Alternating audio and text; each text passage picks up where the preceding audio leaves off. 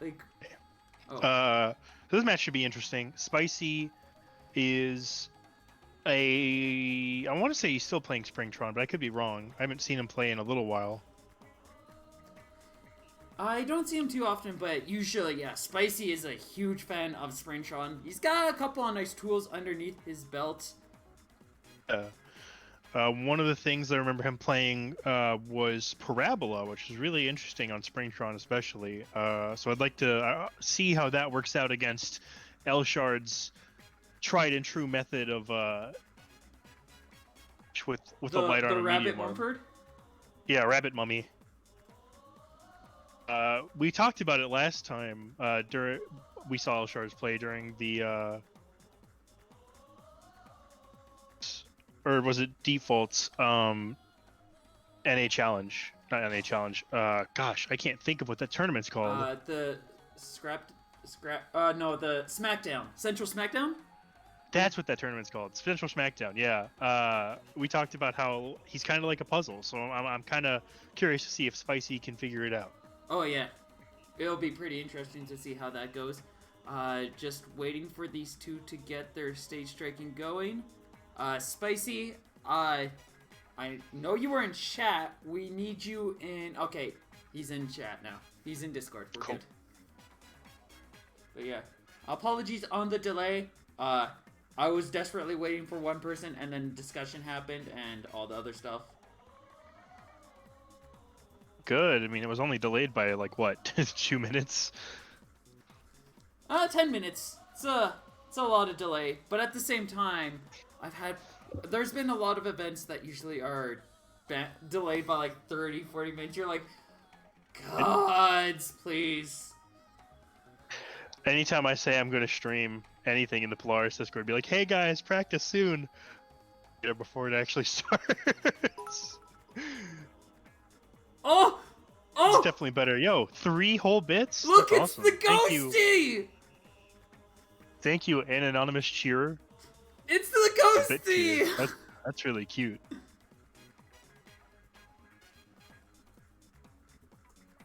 It's my favorite. It's my favorite bits. It's the ghosty bits. I love the ghost. It's so cute. Okay, peek behind the bits. I know. Oh yeah. Okay, so yeah, let's talk about this a little bit. Actually, the Parabola would probably be a pretty strong pick against Lance, as it does have a wide range to it. Much like the Parasol, it is a large body. The stun that comes off of a charged hit, he can get a good grab off of that, and that's going to be a good knockback. Right. I mean, it's very similar to my main strategy against Lance, which is shield parry the last hit of a torture as Lance is falling, and then punish with Megawatt. And a little faster than Megawatt, so it could work out pretty well. Yeah.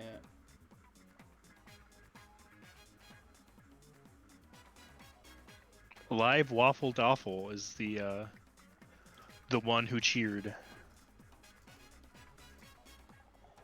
Starting Steelhead. Yes, bracket has already. This is the first round of bracket right now.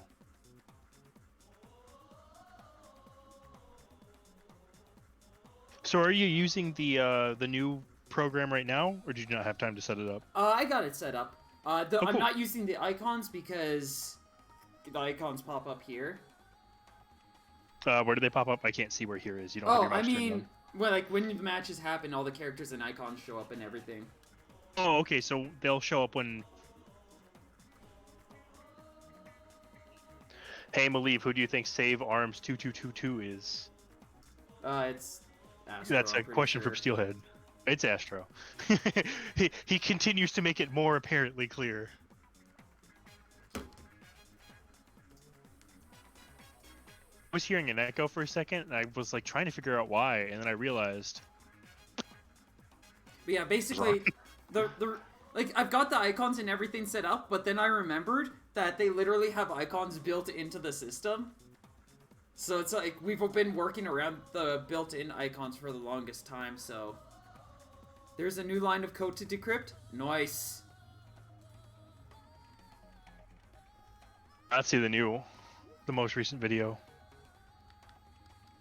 All right, we all set. Song and dance is ready. We going to Buster Beach. Buster Beach will be a pretty good stage for Spicy. I don't know how well it's going to work out for Elshards, but Spicy, anytime he gets a knockdown, can double backdash and get that EMP. I've actually been playing a lot of Springtron recently. It's kind of tight. So, yeah, there will definitely be opportunities for him to get that EMP off with any knockdown. As well, he likes close space so that you can't get away from his jump double punch. And having all that room to maneuver on Buster is gonna harm, I feel. So we'll see what happens. Yeah. And we are going to be starting off. Yeah, if Spicy gets knocked into the Hot Pocket, this is going to be a rough matchup. But if he if he stays out of the Hot Pocket, he's probably going to be advantage. But like, see, there's already like we're watching the match right now, and you just see the icons in the middle or top left corner. Like it's one of the two places, and the icons are just kind of already there. They also have the color, so we already have the coloration and everything set up. Spicy starting off not blocking for a long time. Yeah. Speaking of off color, this is a very violent first round right here, where Lance is just really going in on Spicy, and he has dealt a incredible amount of damage. Spicy now got the EMP, very good chance to swing the momentum, but does not parry in the right way. He should have tried to avoid the Phoenix and then knock down all of the hits of Retorture with Parabola. I think he switched the sides of which arm was where. Ooh, oh, that was a really good bait. Nice setup there. That's not going to be an EMP yet, but this rush would be it. Retorture going to sneak through, though.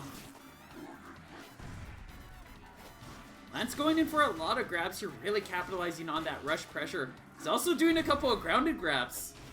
That's another grounded grab. Yeah.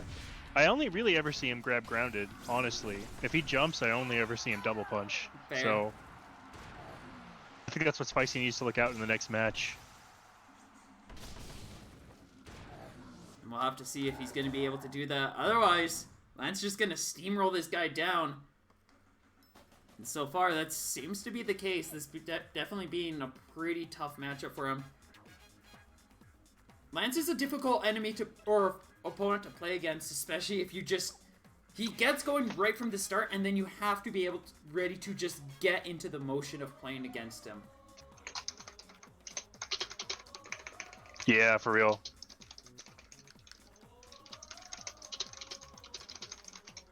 Steel's guessing that it's going to be Scrimps. I'd say that's a fair guess. They're also following Gaddy. What if he turned it to a group format? That does sound like something Scrimps would do. Yeah. Rashiko, potentially, but this doesn't seem like his kind of way. This doesn't feel like a Rashiko we'd have thing. I feel like we'd have a really elaborate rule set already.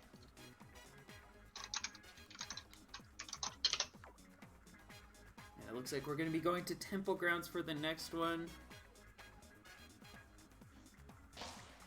Which, yeah, this is probably going to be a little bit better for Spicy. He's going to have more range to work with. And if he's on the high ground, then that probably means that he's going to be able to contend a lot of this stuff more effectively. But if he's on the low ground, this can be tricky. But it looks like he's got switching to...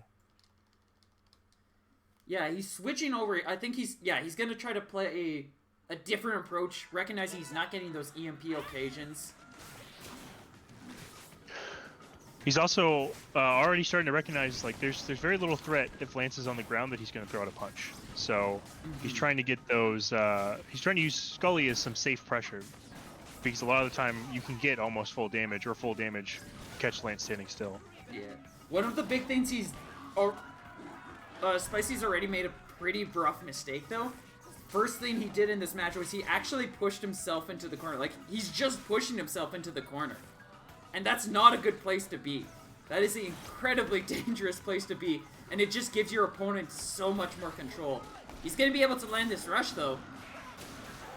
He did use it as a pretty excellent bait here. He goes for an EMP charge. That's something I always love watching charge characters in this game. Character players in this game play other characters because they always go for that full charge whenever they have a knockdown, even if it doesn't do anything. Charge on Comeback Kid, and that's gonna work well. That was almost the game. Mistake not going for the grab there. Yeah, Spicy's definitely being a little too quick on a lot of his actions. He's less reacting to things and more just kind of, he's set to his own patterns as well. He's playing by... Right. It's basically one line of code versus the other right now to see which one can really come out on top. And so far, Spicy's going to be able to take the first round with some good success. That Megawatt definitely helping out. There we go. Damage. I mean, 130 into 150 is nothing to sneeze at. And even if it's not charged, he can always knock down all those retortures. Yeah. He will just outweigh everything that Lance has going in. That said, if Lance does jump over it, which we did see just in a quick exchange, like, it's not the hardest thing at when Lance has that height advantage, and Spicy keeps giving him that. Keep putting himself in the corner, needs to roll out of it and not into it. Yeah. And he continues to roll into it, although it did eventually get him out in there. I don't know what his thought process here is. Maybe he wants Lance to want to jump so he can do this. In this one case, Big it definitely works. He has his rush ready, but in every other case, it's like, it allows Lance to just punish him. That's going to work out well, though. He's going to go for the grab. It's a gambit that he's going for. At the end there, it was pretty clear. He wants to get Comeback Kid because he knows he can win off of it. Because of that specific situation. He's being really safe. Lance isn't attacking on the ground.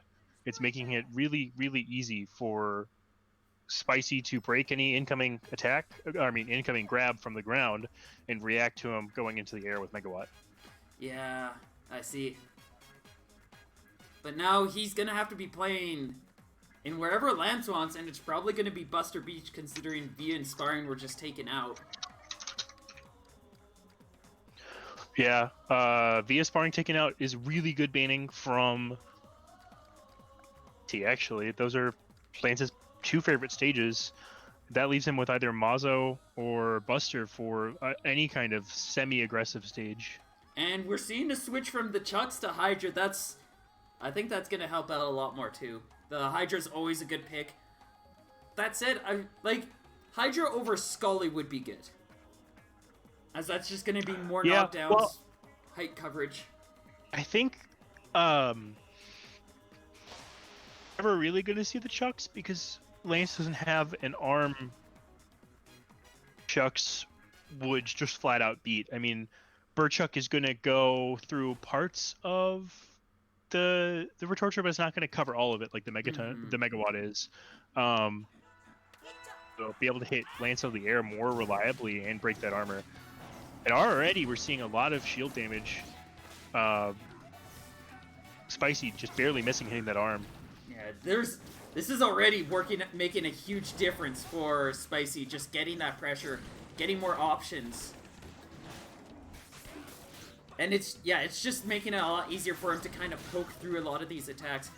This stage still proving to be really troublesome for him, though, as he's locked into that corner, and Lance just getting some strong hits in. That Megawatt going to miss. That's a huge chunk of damage he loses. That is not an easy rush to land. You have to have a very specific rhythm. To getting really antsy for some reason, even though he has, from last match to now, had a huge positional advantage. The worst option he could have picked. Yeah, that was not a safe pick there. At that even point, if the Hydra would have made a huge difference if he could have just went for a poke or something like that. Well, he could have also just punched Megawatt because it would have knocked down Phoenix, and it would have stopped the whole Retorture rush from hitting the deflect probably would... if he threw it out just blindly, the deflect probably would have Yes. happened. So, like, bait out with the Hydra, or bait out with the Megawatt, and then you go in with the other, and you probably connect. He's also just not blocking when Lance punches in the air, and that blocking Lance's offense is a really, really good way to deal with it, because he almost rarely grabs in the air. Yeah, honestly, Lance is adapting a lot more than Spicy is right now in this current exchange, where he's been playing a lot more patiently. It's not too drastic of a change, but there are very noticeable changes to how Lance is approaching this round compared to Temple Grounds. So Spicy right there could have actually just thrown out to punish instead of just raw grabbing, and that would have killed and taken the game. Something to think about for next time.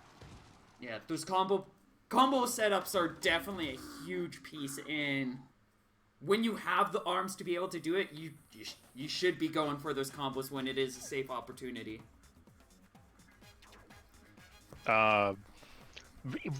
Spicy could have easily kept that momentum from game 2 into game 3, and he just started panicking, started making really bad calls, and not really playing safely anymore. The way you got to play against Lance is very patient, and he did the opposite. He started pressing all his buttons. He stopped blocking. Just let Lance play his game. Alright, and with that, we are going to be moving on to the next match. L-Shards will be moving on to face off against Steelhead, which means that we've got either the match of Bunny Champ and Gillyboat, Stylo versus whoever wins round 2, which, not sure who's going to be It's not finished yet. Yeah, it's still going. They just went to Buster Beach, which something tells me Azo. It looks like Tree won. So it's 1-0. Okay. And then we've also got Jico versus Radio. To save time and keep this rolling, what does everybody want to see? We can have Bunny Champ and Gillyboat on stream. If you want to see that, type 3. Or if you want to see Jico face off against Radio, type 4. And of course, your input as well, Stylo. I put it in the chat. Oh, 4. Very nice.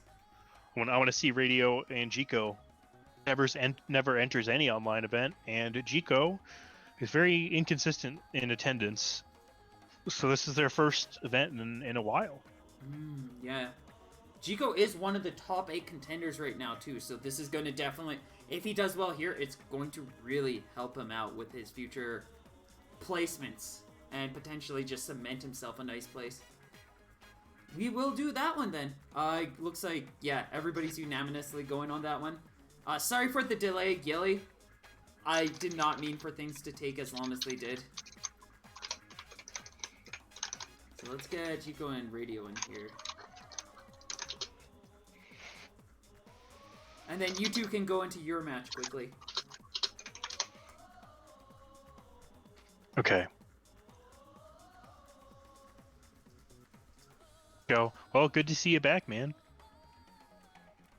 Been dealing with a lot of mental health? Fair enough. I can understand all that stuff. And as a response, please accept this hug. Much love. Glad you're feeling at least well enough to drop by and say hello again. I'm sorry for yelling at you. I'm a little stressed out. Steel, you can play lands off stream. So go ahead, get those gloves shining.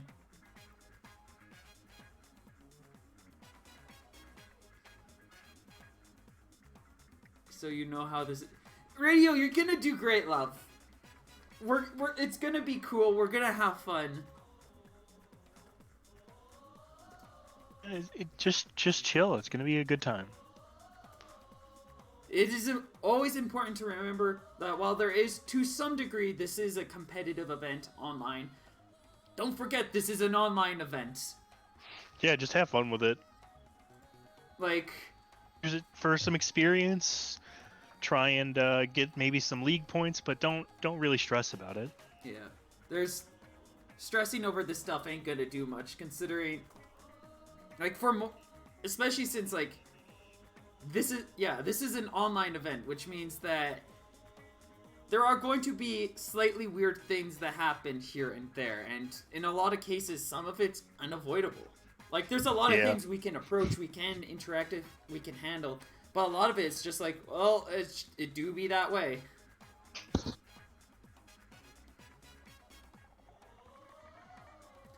My favorite thing about this new one is the fact that you just get to update everything at once.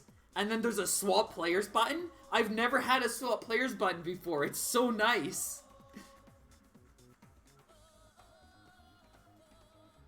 Have you downloaded the link I gave you? Stylo?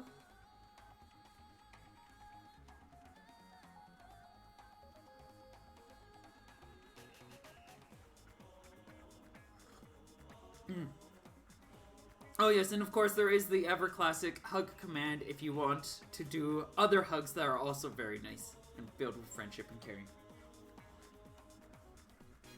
Don't forget, if any of you see any cool moments, any hype times, don't forget to clip those hype moments, record them, save them, share them with the world, share them with Twitter, Discord, share it with your neighbor that isn't creepy. Maybe the neighbor that is creepy too. Who knows? Maybe they'll stop being creepy if you show them a hype arms clip. Probably not. Don't do that. And everything is ready. Just need Radio to join in. And there they are! The beautiful man himself with that wonderful lockjaw. And I believe Stylo is going to be having his match come up pretty soon. Once he does, that one comes up, he's going to slip out of chat and I'll just pile up on my own for a little while. We also have another person who might be joining in a bit too. So, lots of commentary guests. I'm excited. I don't get them very often. Oh, Jico going Choco Lola. That's a change. There's usually Jico goes in with the green, but it looks like he's got a change of taste, a change of pace. Gonna go with a pretty classic loadout though. And Radio going in with a classic setup of his own. That Roaster, Slap-a-Mander, and the Lockjaw set aside and ready to go in. Starting things off, Jico going to be the first to land some damage, and he's gonna follow it up with that Cooler Rain Freeze. Some nice pressure coming in. Radio gonna start pushing back a little bit. He's getting a couple of hits on his own, looking to try to cause some kind of knockbacks, some opportunity to be able to get that Dragon Arm set up. But Jico is just not letting the poor guy go. It stopped. Oh, that's what I figured. It was something was going on. It's all good. If you can get it fixed up, we will continue commentating together. Worst case scenario, I enjoyed... Won't pick up your mic. Awesome. Good job, Discord. Oh, is Discord... No, Discord should be working.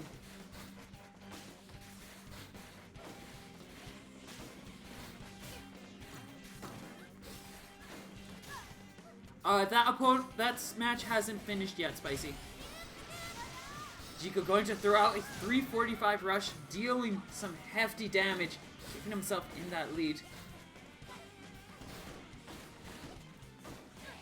Double Roaster just, so far, not really working out. Really needs that Dragon Arm to get things set up, get that motion going. That knockback is going to give Radio that opportunity. Now he's got to make sure to keep holding on to it and not get knocked down. That Dragon Arm Roaster is really going to be what makes the difference. But Jico's not going to allow that chance and gets the first game.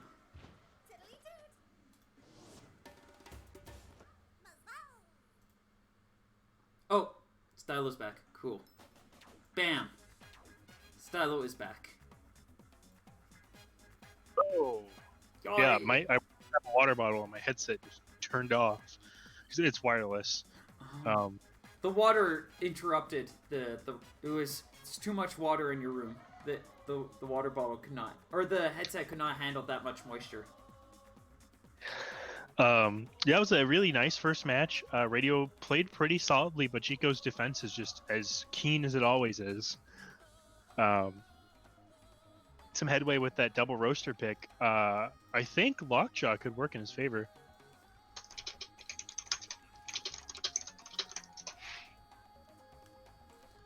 And Jiko gonna pick a counterplay, and he's gonna surprise Radio by letting him pick any stage.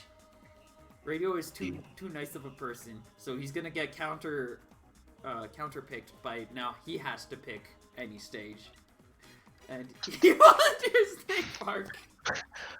No Snake Park. That was earlier this week, or I guess that was last week. I wish there were more people that showed up at the Snake Park tournament. Like when I really wanted to. When it's like only for Snake Park, then I can see Snake Park being a really good competitive stage. I'll have to try to run another one because this seems like just a really fun idea. I really like playing with snake boards because you can block incoming attacks if you jump with them. Some side of the snake board will just block everything incoming, and Dragon works really, really well on that stage. And then you can also shield while you're jumping. You have like all the options. You could jump off of the jump. Yeah. Well, Lola can't shield and jump with the snake board. At least it makes her super jump. At least she can like jump, and then you just put out the shield while you're at like the higher point of the arc. Or I would hope so, at least. Regardless, it looks like Radio's actually going in with quite a change of loadout here. Putting that roaster away, we've got a revolver and a parasol alongside that lockjaw. I'm interested to see how this is going to work out. This means that he's going to be able to box out a lot of those Tri-Blast bolts a lot more effectively. That Coolerane is still free to charge around.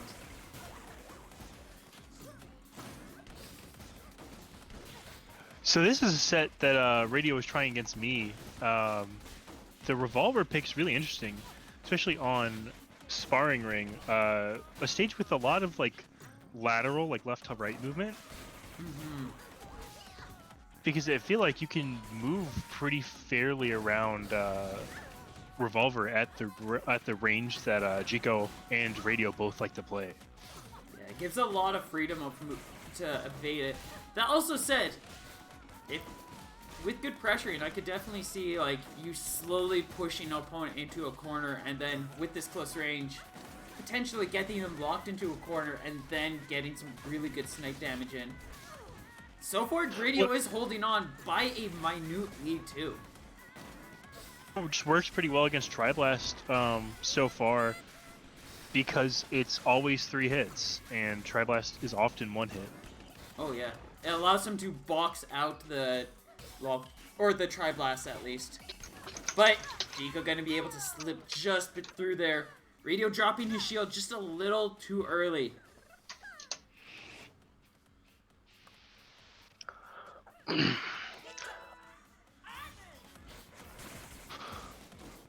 gonna stick with it though. He's gonna try to make it work here. He definitely was having some success. The lockjaw is definitely the thing that is giving Jiko the most trouble here. Oh yes. So maybe if he wins this game, try switching out. What's his third arm on this load? Is it Slap or Parasol? Parasol? Parasol would actually be a pretty good counter pick. Parasol lockjaw against Jiko because he plays from that range where Parasol is like pretty effective. Mm-hmm. I could definitely see the Parasol working well. Yeah, most of the time it's gonna block Tri-Blast just outright. Even without it being on the Dragon Arm, like even the smallest Parasol is like massive. Like it covers so much space that you just throw it out and you're pretty much well protected. Even has some good capabilities to parry the Coolerane when it's coming in from the side. Right, and it still gives the Fool tried to parry that explosion as well. You can't do that. It is illegal for Lollipops to do that, and they are punished by blowing up. Well, you can punish regular lockjaw like that, but because it has that shot, like not even rush parry can stop that. Rush is coming out. It's not gonna connect. Jiko gonna be able to quickly dodge aside. That is a hard rush to connect. Like, It is one of the worst rushes in the game. Although if you are in the corner, oh, that's gonna be some real good pressure. That's gonna take the game for Jiko right there. oh, if Radio lined up that lockjaw, he might have been able to take a round, but yeah. Up instead of down, it definitely would have knocked Lola out of the air and given him the round. For Radio then, huh? Radio calling in, and he's gonna be taking the L here, as Jiko will be moving on to face off against either the winner of Stylo or Tree, which means I think I have to play Jiko if I win. Does. Dang. I'm gonna let you slide so you can go dance with Tree for a little bit. I'm gonna deafen myself. Sounds good, love. I'll see you in a bit. And with that, we are going to be just about set up for our next match. Steel and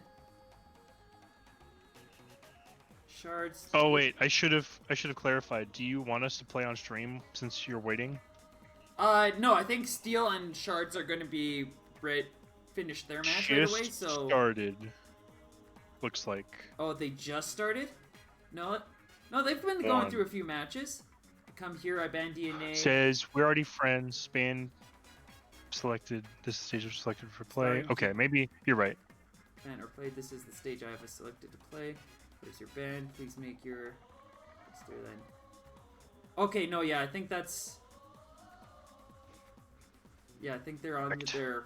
Right. That's their first one. So I'll definitely go play Tree. Okay. Yeah. So they're on game 3 now. Sounds good. Steel bans DNA and Via. You go have fun. Play with Tree. Play with the tree. Have fun with the tree.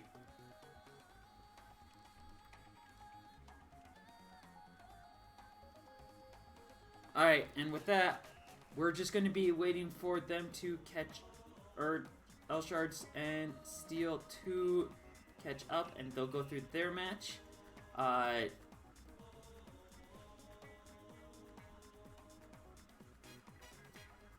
see. Those two are getting going.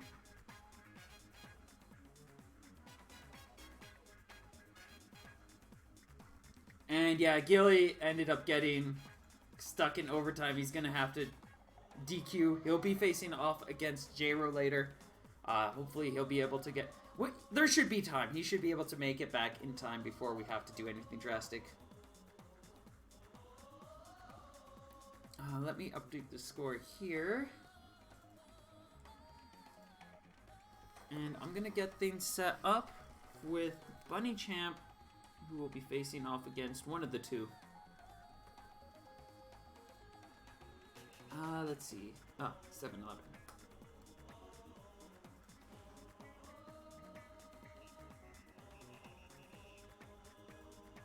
So we'll just get that going. Fix up the scores.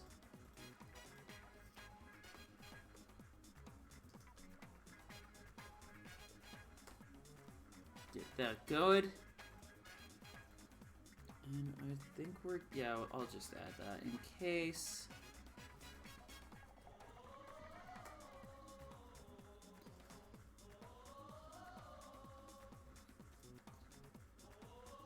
I guess this is winter semis, so we can just do that.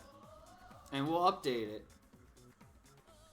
So how's everybody in chat doing? How are y'all enjoying yourselves? I'm doing okay. I'm probably rushing around doing way too many things at once, but it's how I do go. Hi, dog. I hope your life is going well at this past midnight for you.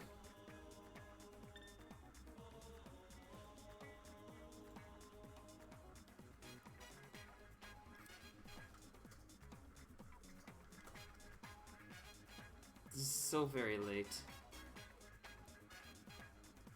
Okay, we got Bunny Champ in here.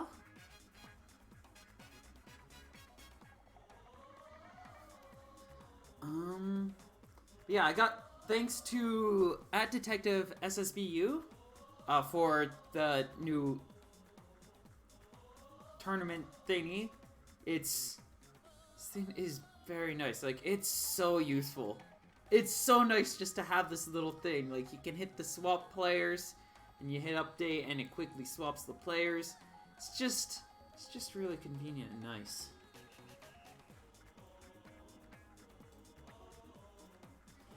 Let's see.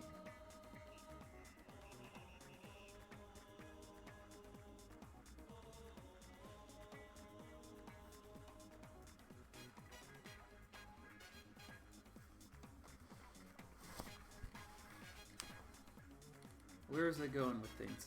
Oh yeah, just a heads up for people in general, I did have plans to stream tomorrow, but due to being tired and not managing myself well, I have made the important decision to manage myself better by taking tomorrow off.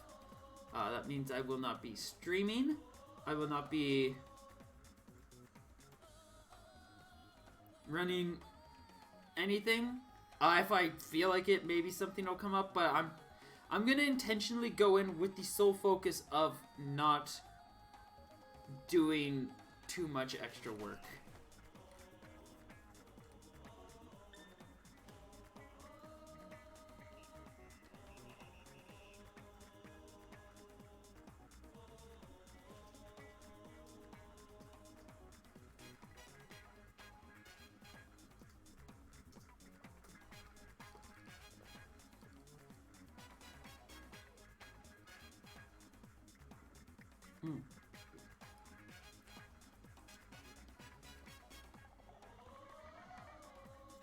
But yeah, looks like so Steelhead going to be able to take Lance down 2-1 and will now be moving on to face off against Bunny Champ in the winter semis.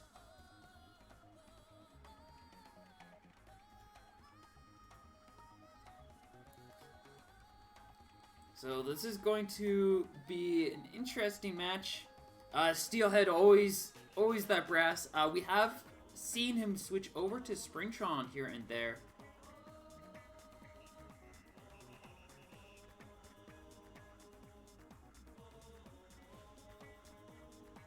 It's probably going to be one of those two. I'm suspecting it'll be the brass. He's just got lots of good loadouts on brass, and I've been seeing him come up with a few more here and there. So we're gonna have to see what comes up underneath those steel sleeves. Bunny Champ, of course, going to pretty much had to go eat. There's a whammer, but beyond that, like, we couldn't see anything. Mechanica, Dr. Coil.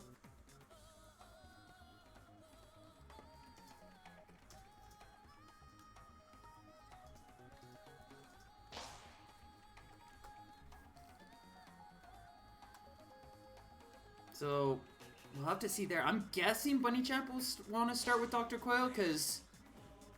No, Bunny Champ's going to go in with the Brassmere matchup here.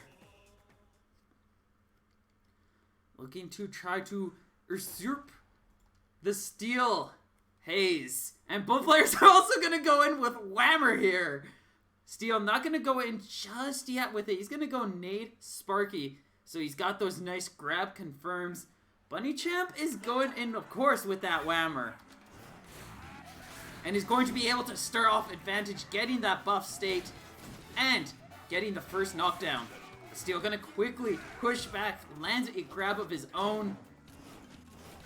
And with that explosion, that means he's gonna have a lot more control over this match, as that blast is just gonna make timing a lot more awkward on Bunny Champ's end. That Whammer also gonna slow things down, meaning that Steelhead has a couple better opportunities to get punishes. That also said, to follow that up, Sparky's very slow, and that means Bunny Champ can technically have a couple of nice opportunities too. But it's not going to be the case. Steelhead just roaring in there, and he's going to get the first KO with just a quick chain of grabs. Buster Brass Ditto. You are correct, Jico. We have ourselves two brasses facing off Buster Beach.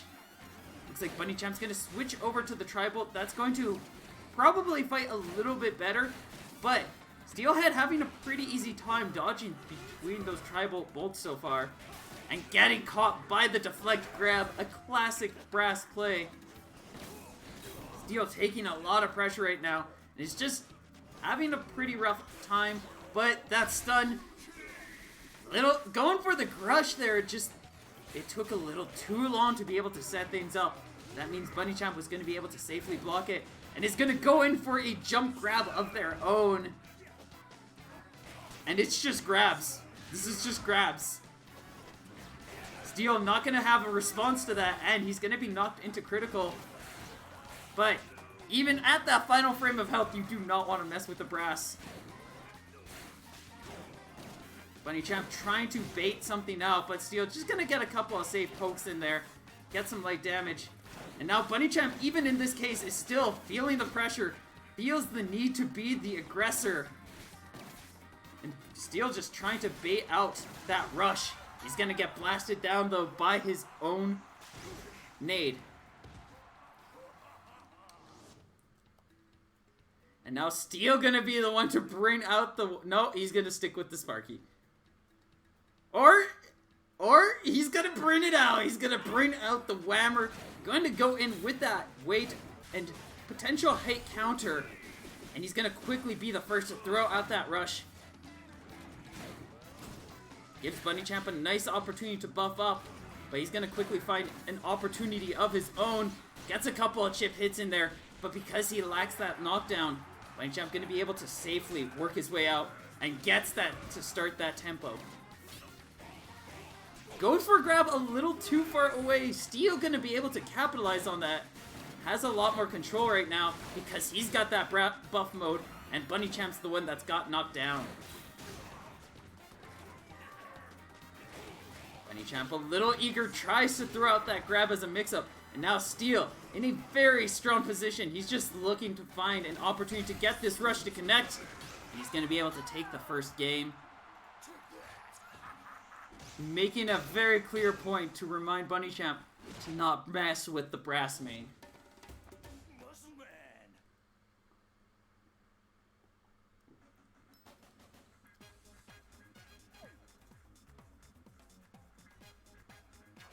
And that also means Steel won a game with the Whammer. He's also a part of the Cool Whammer Club.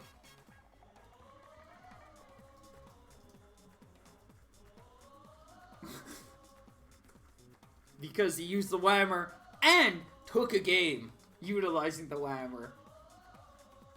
It means he's cool Whammer man. Because apparently I've got to have a role specifically for the Whammer. As it should be.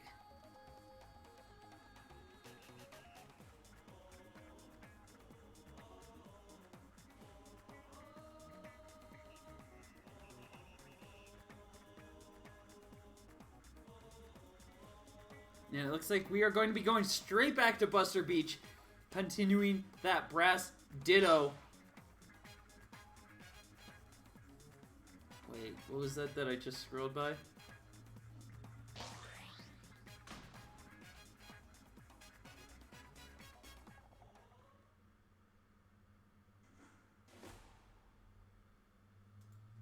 Alright. And it looks like Bunny Champ is going to switch over to Springman. A little bit better of a counter pick. Springman's a lot faster on his feet, while Bunny Champ isn't going to be able to have that armor. Just Spring's mobility against Brass makes him a worthy contender for trying to take that throne. And so far, it's making some good work as he gets 390 damage off of these toaster hits. Is going to be, and it takes that long for Steel to get his first hit. Bunny Champ holding on to some light pressure, a light lead. He's going to be able to get that rush ready. And with a nice grab, setting Steel up for a potential rush KO. Steel feeling some fear. He's going to get grabbed twice and is now quickly knocked into critical condition again. And a 1-2 is going to be more than enough for Bunny Champ to get the KO there. Steel's response, swapping on to the double nade. Now it's a classic boxing match between these two classic characters. This is the Mario vs. Bowser of arms right here. The heavyweight versus the lightweight. The two Gloverinos going in with their punchiness and their deflects. Steel gonna be the first one to land his rush. Puts himself in the lead. These explosions definitely catching Bunny Champ. Oh, Lord. Off guard. Alright, hello. Hi. We're in the middle of Bunny Champ going Springman against Steelhead's Brass. And so far I'll have to... Go ahead. Was working out well, but now Steelhead's got that tempo. And he's quickly building up another rush as Bunny Champ has yet to use his. And he's just got like a massive health lead. If Steelhead was a Pokemon, I feel like his ability would be own tempo, because like he plays the game how he wants, and then he'll lose round one and then be like, okay.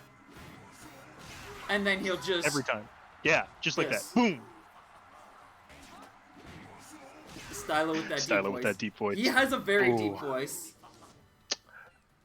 Tree and I would have been a match to see. His Brass, oh man, it was really scary. We're having a lot of brasses in this Scrapstar, aren't we?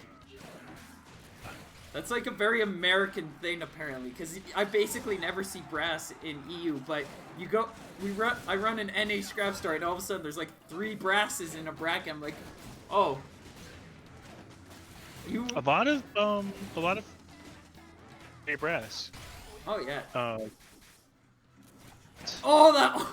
that catch as Bunny Champ was trying to set up some kind of punish off of that missed whiffed rush, and then Steel just up and grabs him out of it.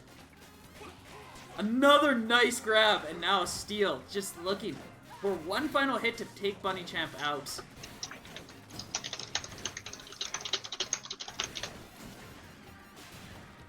And if he's able to land this final hit, we're probably going to be moving on to the next match. Bunny Champ's got to be able to make quite the comeback. Fortunately, he's got that comeback kid mode, which arguably should be helpful in that. But yeah, he's not gonna... but Brass also has comeback kid, just better. He's got a better enrage. But Bunny Champ's not even going to be able to see it this round, as Steel just gets that one final hit in, and we'll be moving on to the winter finals, which means that our next match is going to be Stylo vs. Jigo.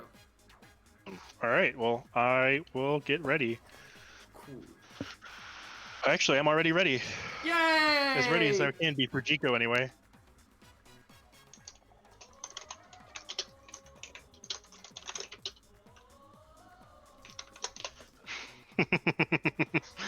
Okay, I'm start sparring. Don't wait. Steel is stopping us. Oh snap! Steel's coming in. Let's go. All right.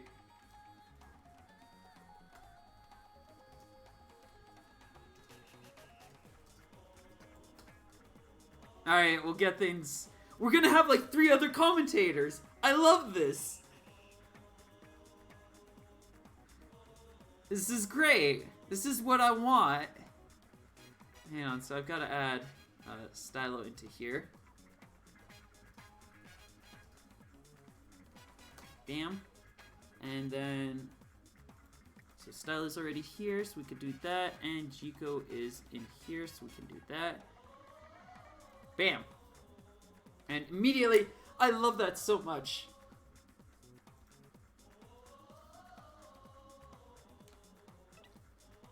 And it looks like we're going to be going to sparring ring for these two.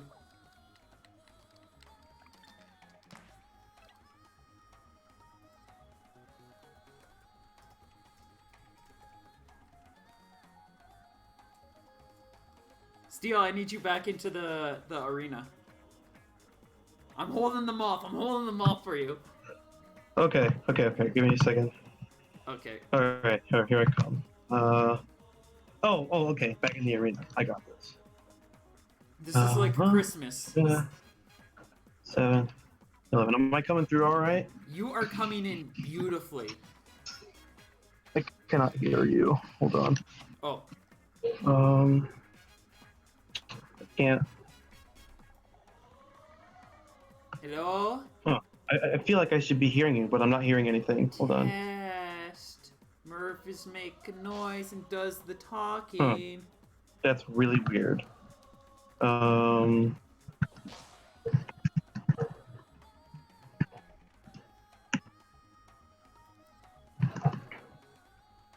Hang on.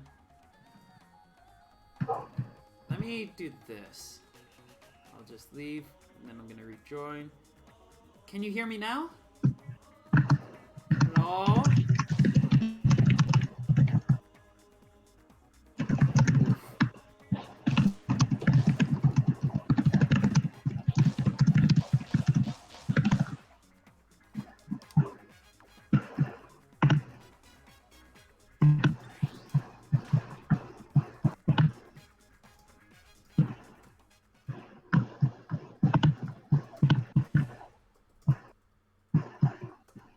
You can hear me. That's odd. Yeah. Yeah, I'm not even getting like static. It's just nothing. Oh, I'll shut up. The game is happening.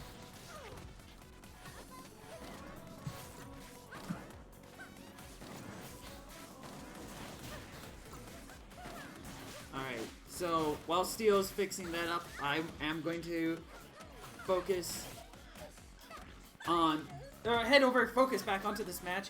And so far, Jico is holding up in the lead right now. Boxing down Stylo's loadout, that cooler and really making some nice work. Both of these two also going in with the Tri-Blast, just, well, while they both have similar arms, there's very slightly different approaches to it. Just with the tribal, well, the tribal is similar, but the rest of the playstyle and everything, that secondary arm and how they really utilize it is making a lot of difference right now, as that Megawatt is just struggling to keep up with this curved arm. And this toolkit, this style, this approach is just working out so much stronger on Jico's end. Jico gonna be able to take the first round with a sizable health lead. And that's gonna bring Stylo out, putting on the Dukes. The double nades coming in, looking to blast Jico down, capitalize on that Lola's shield weakness. And Jico's not gonna go down without a fight, and he's gonna throw out a Pierce Rush. 385 damage, throwing Stylo at a 50% health deficit. But anything a Tri-Blast and Cooler Rain can do, nades can definitely do as well.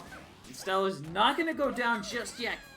As he keeps charging in, he's gonna keep that pressure going and misses the timing on that explode blast confirm, as he had to line up that camera to get it to connect.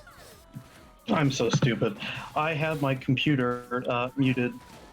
Oh snap! The classic. Not my brightest hour. You can hear me now? Yeah, I can hear you now. Okay. All is well. Well, we're gonna end this first I round. missed- Okay. I missed the whole first game, it looks like. Oh yeah, Yeah. it was a very fast and fierce match. Jico was able to... Chico, dude, he is so slippery. I can't ever. I find it very, very difficult to land a hit on him ever. Like his offense is pretty good, but I think his defense is probably his best quality because his current location is always 1 inch away from wherever it is you punch. Oh yeah, He's so slippery. his movement is unbelievable. If you can find a way to close in that distance and get that pressure on him, it can definitely snuff him out pretty hard. But the hard part is getting to that point. Like, that is a feat in of its own. He's just constantly stabbing you down, spreading these bolts all over the place, and every hit just pushes you back. It's like playing a Toho game. You ever played a Toho game? Yeah. Like a bullet hell. I hate it so much. Stylo really showed up at pressure. I was not expecting to lose, but not only did I lose, I also lost 3-0. Yeah, I wish I he's saw. He's not messing around. I'm gonna get the run back if he wins this one though. Okay. Yeah, I wish I was around to watch that, because that would have been a hype match. It was supposed to be a best of 3, but after he won Game 3, he was like, hey, can we make this a best of 5? And I was like, oh, okay. and then won game 3 also. Ah, dang. Yeah. Alright, it looks like Simple. Style is gonna be sticking with this loadout. Definitely wants to make this work. And Triblast is so good for Lola because it has a very, very wide horizontal range, and Lola Pop's movement, like when she's just walking, is faster than a lot of other characters. I think, at least to me, that's how I see it. So Triblast is definitely, and it's even better when it's uncharged, I think, because instead of just the one hit from charged Triblast, you have to deal with 3 separate bullets at once.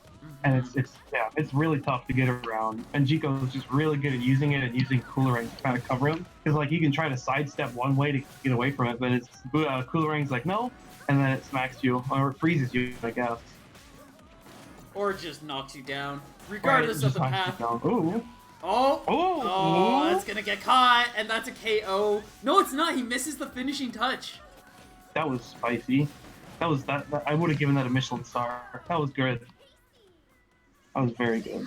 He's looking at, what is this, match point now? Yeah, if he's able to take this one, you're going to be dancing against Jiko, and Stylo will be moving on to the lower brackets. I hate this for myself. I really want Stylo to win. No offense to Stylo, but I would much rather play him than Jiko, because Jiko is just impossible to hit. Ooh, a nice rush! Yes. It's very rare you see a rush land against Jiko. He's always got something up his sleeve to get away. But at that close of a range, there's very few tricks you can have up your sleeve. And there's almost no chance to block it there or get away from it. And so far, Stylo holding on to a light lead. That Glusher definitely getting some work in there. Those little ticks from the poison, that adds up. That adds up. It also slows you down a lot, so... He missed the explosion from Triblast because he got hit by an uncharged Tribe. Oh my! What that Glusher grab! From downtown, oh my god! Scoops. That grab could go right over a skyscraper. That thing was so high. That was incredible. Yeah.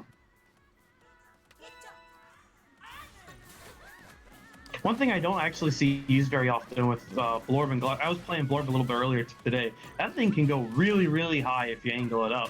Like it goes over like everything if you angle it up, but at the same time it's really hard to aim with it. So Stylo's dedication is second to none to that arm. Very good rush. That's good. But now Stylo's got the meter lead, and I think in this game you almost have to put meter and health on the same kind of level of importance because meter can just change the whole game. He gets it from that far. Not the most damage, but that was very sneaky. See, like, you see it right there, like, he super jumped away, so he already had both of his arms up, so by the time he realizes it's missed, he's already preparing to punish. It's almost infallible, but it's getting really close now. Yes, it looks like Stylo's starting to figure things out. Catching those jumps, the Glusher and Blorb were 2 of the best anti-air tools in this game. Like, he gets it! Oh my god. By and far, some of the best anti-airs. I am absolutely unbiased, by the way. I have a 0 bias. So Stylo really likes to use...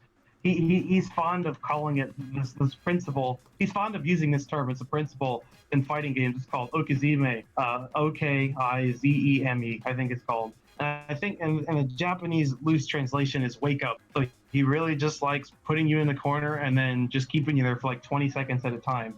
He has mapped out so many different scenarios. Like he's aware that like if he throws charged Triblast on shield, you can't see him because of the explosion, and he's free. You have to basically guess what he's going to do next because the explosion literally obscures your vision, and you can't react to what he's going to do next because you don't know what he's going to do next. It comes from his background as a Marvel player because he plays Marvel quite a bit, and he's translating it over into ARMS really, really well. I'm proud of him. Oh yeah. Also, I don't have Steelhead linked in the caster's link, so I'll just pop it right below there. But yeah, if you want to follow Steelhead, follow him. Oh! I occasionally make good choices on Twitter. Here we go. Oh, switching to buff. That's very interesting.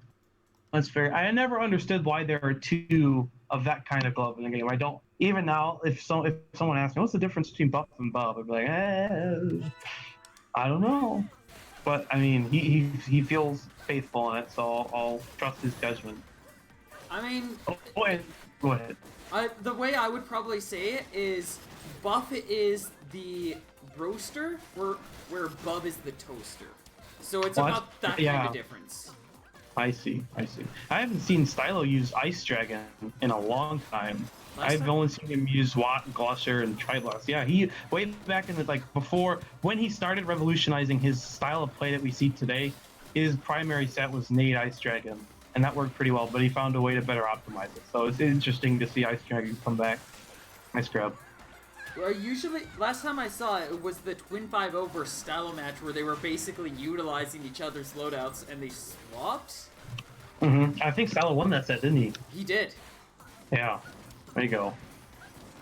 And so far, it looks like he's gonna win this one, as he's got. Yeah, he might win the round. He might get the run. He might get the full run back. Oh, Chico gonna save it. Yeah.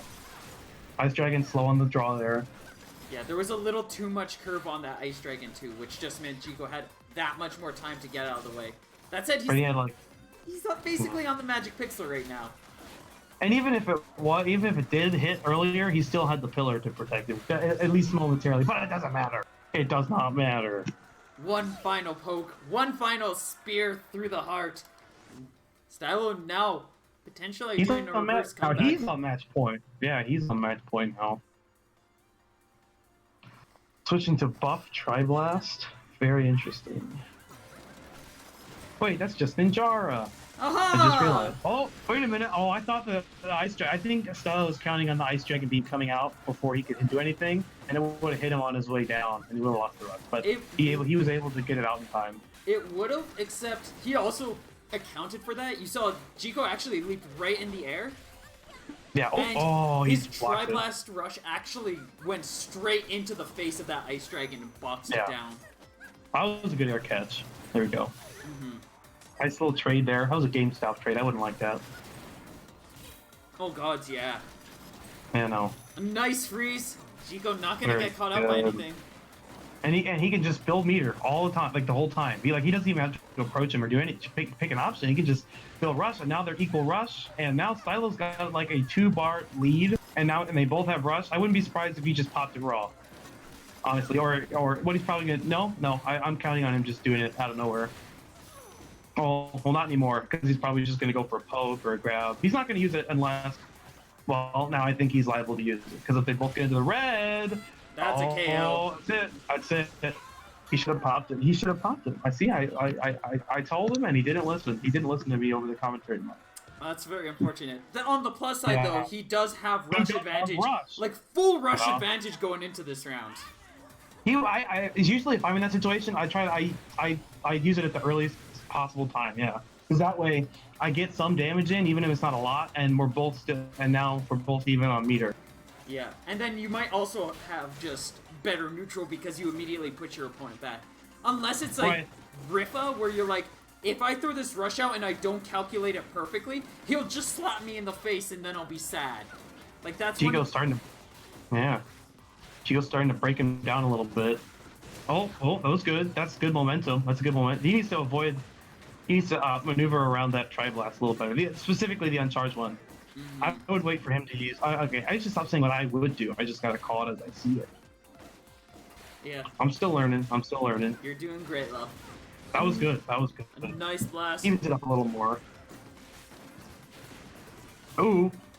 That was looking a little more even. Glosser. Oh, he gets the knockdown. Chico does not want that low ground, and a restand is gonna save his hide. That was so good! What the heck? What the heckaroonie? Okay, he needs one more interaction, and it's oftentimes that, the other player, never mind. Stylo wins. I get to have my run back. Yeah. This is gonna be best of 5, right? Yeah, this is best of 5. Alright, I'm gonna platinum. Alright, you know what? I'll stay in the call. I wanna revolutionize never before seen strat. Alright. Well, I guess I should ban Lucian. While we're doing this, I am going. While these two are getting it set up, I'm gonna give Stylo an opportunity to breathe, just for a brief moment. My lord, my heart's beating. Take all the time you need. I'm just gonna get... Christ. While we're waiting for these two to take their breather to get things back up and rolling, I am going to remind everybody that these two people are actually on the compendium for Switchfest. They're looking Please for give us money. financial support. They're looking for a little bit of help to be able to make sure that they can afford to make it there. I will be going, of course, but I've already got myself covered. These two, they need a little bit of help. Stylo's already almost 30% of the way he's in the there. lead. Yeah. Steel... Like a god. I have nothing. But you know what? It doesn't matter. Because if we both make enough for one of us to get out, it's going to be Style. Because I've already been one of these things. I mean, you can definitely... You've campaigned yourself into one of these said, before, and you can definitely do that again. So that being said, please throw money at me still. Yes. There are some really cool gifts here. There's actually... Actually, you know what? I could just do this. Here, why don't we do this? Display capture? Wait, that's the wrong button. And then we just go to... Yeah, wherever I hit it. Here. So, there's actually a couple of nice gifts that you can see here, too. You can just do a direct donation. You can get a shout-out. You can get some t-shirts that will be sent to you. If you want to support me and them at the same time, you could select the Your Slide on Stream. And then it's a $100 fee, but if you do that, and then if you were like, hey, Maliv, I spent $100 on donating for Stylo or Steel, and now there's a slide that'll pop up. Do you want to put Planet Scrapstar on there? And then I might be able to advertise my stuff. Which means if you want to help me out, you could do that. And of course, the big things I'm looking at, look at these pins, look at these charms, look at this beautiful twin tail, look at this adorable Min. You want one of them? I want one of them. I'm going to be getting them. You need to close some of your tabs. No, bite me. Fair enough. We both want one of them. You should get some. It would help them out. And you get really cute, well-designed charms that you could put on your bag, on your face. You could put it somewhere, anywhere you want. It's yours. There's also other pins, say you're more of a Pokken fan. There's a really nice one. I can't remember her name. It's right there, Nia. And then we've got, of course, various ones for Lucario, Shulk, Rosalina. We've got Pyra, Nia. Those are two Nias. There's too many Nias in here. It's like the most popular Pokken property. Well, yeah, no, one's from Xenoblade. Oh, gotcha. Are we playing right now? You're going to be playing right away. Yeah. I'm just... All right. You want sparring? Playing adapter. Yeah, barring's okay. Yeah, let's go barring. Barring being. Barring being. Okay. So I'm gonna pick the win arm. Where's the Lola charm? Because she's a charm. That is true, but she is not. She does not have a charm, unfortunately. Alright, I take it back. I'm muting this call. I'm gonna mute for just a second. Oh. Okay. No, it's okay. Oh, please get. Oh, there's and what was the stage we agreed on? Sparring. Sparring, cool. We'll set things up, right. And you two are ready to go. Good luck. All right.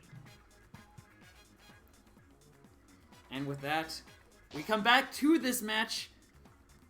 Both players are ready, and we're going to be starting off sparring ring. Steelhead, in his steeled haze, will be facing off against Polaris's Stylo Ren.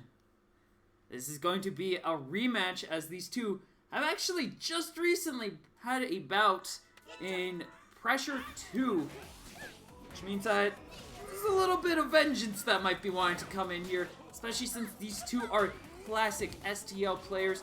They have played each other so many times. They basically live and breathe each other's breath. They know each other so much. They both Polaris? Oh, I didn't know Steel is. Cool. Anyways. So far, both players so far are very even. Steel going in with the Whammer to try to counteract that Flusher. And that's likely where he kind of picked it up, was to combat a lot of the heavy arms that he might have been having trouble with. I can't believe the Whammer is being used by Steelhead. That's amazing. What's also amazing is 375 damage on that rush. And Steel, now in critical health, cannot take another hit. Stylo just looking for that final chip, and he's gonna go in for a bit of a taunt.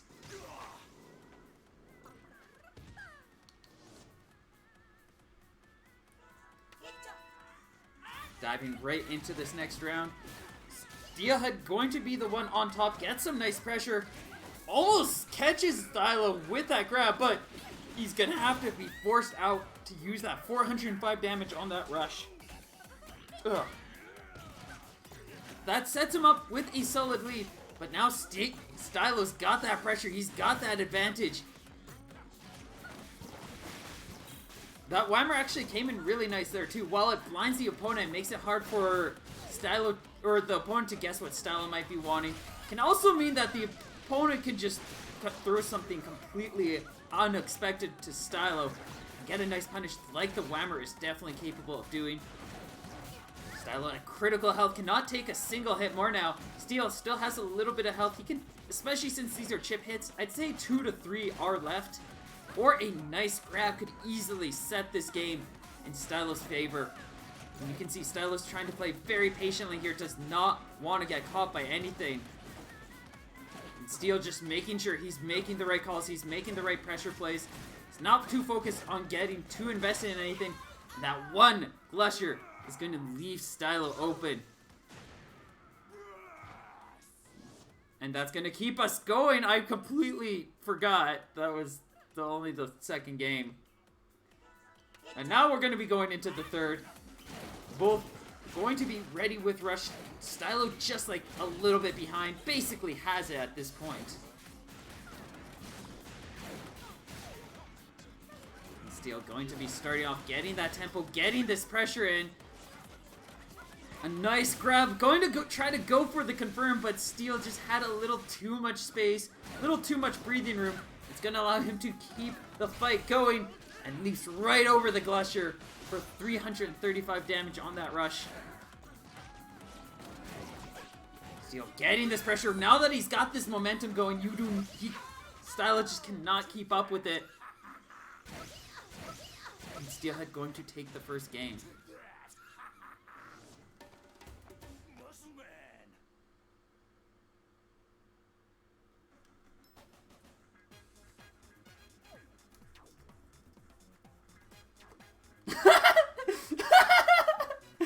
Oh god.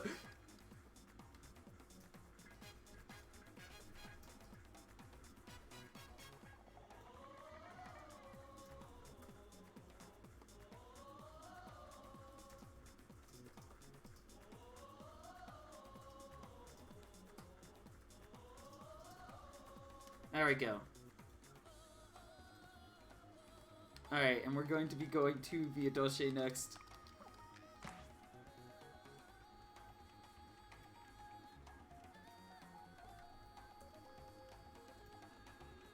Let's see. Oh yeah, and things are progressing right now. Gillibo has finished his match with J-Ro and will be moving on to face off against L-Shards. Radio is currently in a fight with Bunny Champ. Now we got ourselves some exciting matches going on. But I like this one. This one's exciting. This one's got Viadoce, it's got the Clown Lollipop, it's got the Brass Master, it's got a Megawatt grab coming right in from the start. And Stylo just asserting himself for this start. That Whammer really not working out until now. Now it's working out a bit better. Some nice damage, some wonderful pressure. Steel quickly pushing Stylo back into the corner now. None of these grabs connecting, and off comes that buff form. Stylo just safely boxing down a lot of his options. The two are now at a standstill as that rush is ready. Both of them want it. It's going to be Steel coming out on top with that grab, getting a little bit more pressure. Stylo trying to wait things out, force that buff armor away, and he's going to be able to knock Steelhead into critical as well. Now it's just a roll away. One good read could be all it takes. That Megawatt just a little too hungry. It's going to leave him vulnerable to that nade. Stylo going to adjust, responding to this. He's going to put on a Toasty Toaster to try to punch down this nade. Keep up a little bit more with Steelhead's pressure going into this. This rush going to come off as a whiff, which means Stylo going to quickly start trying to dive in, start utilizing that rush pressure, but Steel is not even going to have it as he just tosses Stylo away with a fierce grab. Another grab quickly pushing Stylo back. All this pressure working out really well, but then as soon as Stylo just gets a little too close, it's when Steel's like, oh, I can just grab you now. And forces Stylo to have to play all the way back up again. His patient play, this tempo is just working out so much better for Steel. Now he's just looking for that final hit. Stylo still has so much health he has to climb through. And he's going to just choose to knock Steel into Enrage. That rush just coming out swinging.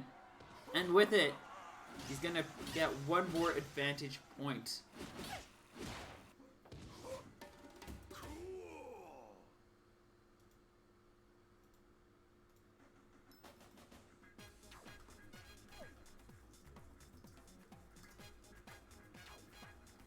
And it looks like we're going to be going back to Via Dulce for this next bout.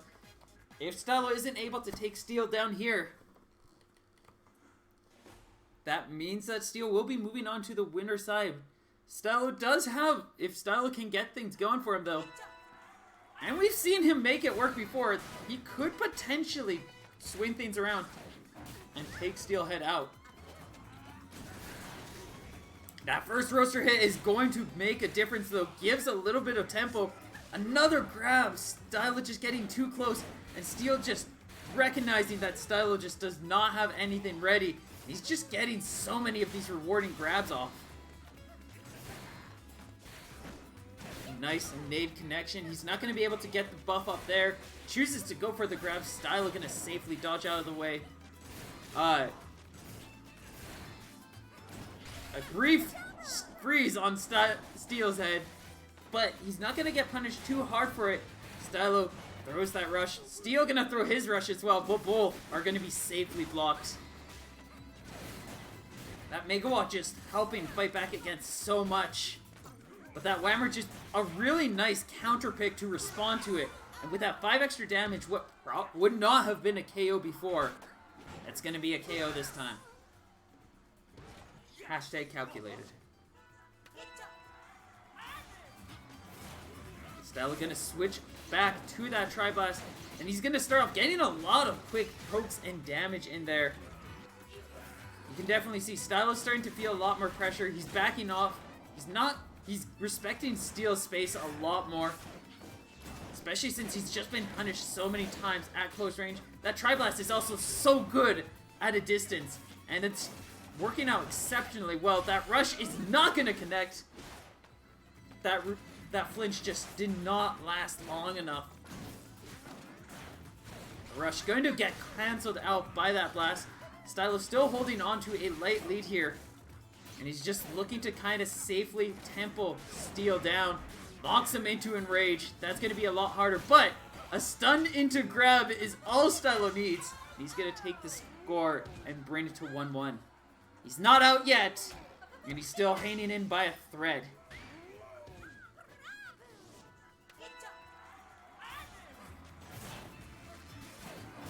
Stylo sticking with this loadout. He's able to make it work pretty well, and a lot of these pokes, like, while it's not the best arm for getting knockdowns, the explosions just mess with Brass so bad. And especially coupled up with that Megawatt, you just get some nice pressure, you get some nice pokes here and there. You just gotta be careful about those rush exchanges.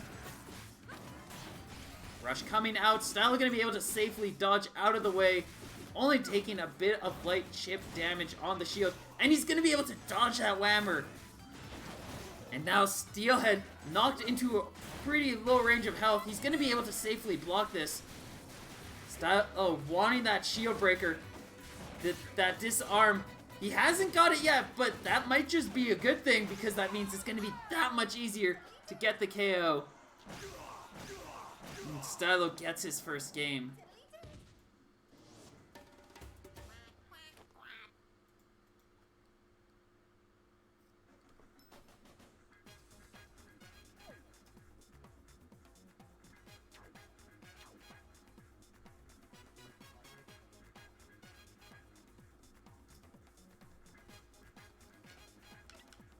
Heading into our next match, we're going to be going to Sparring Ring.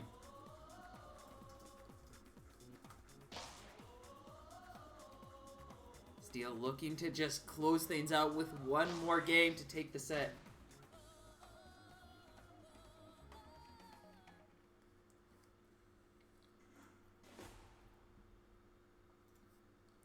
Let's just make that as just in case. And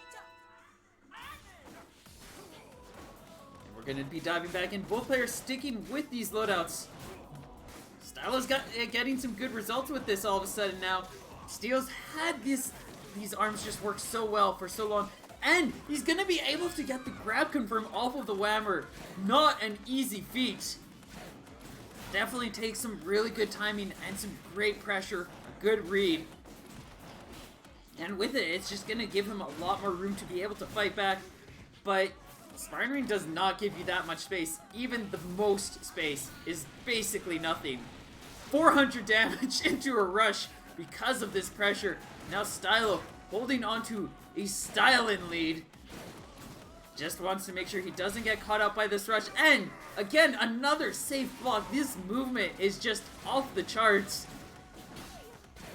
I shouldn't compliment him because then he gets hit by an Aiden Whammer. Noted. But I will make that note, and because of that, Stylo gonna get a grab.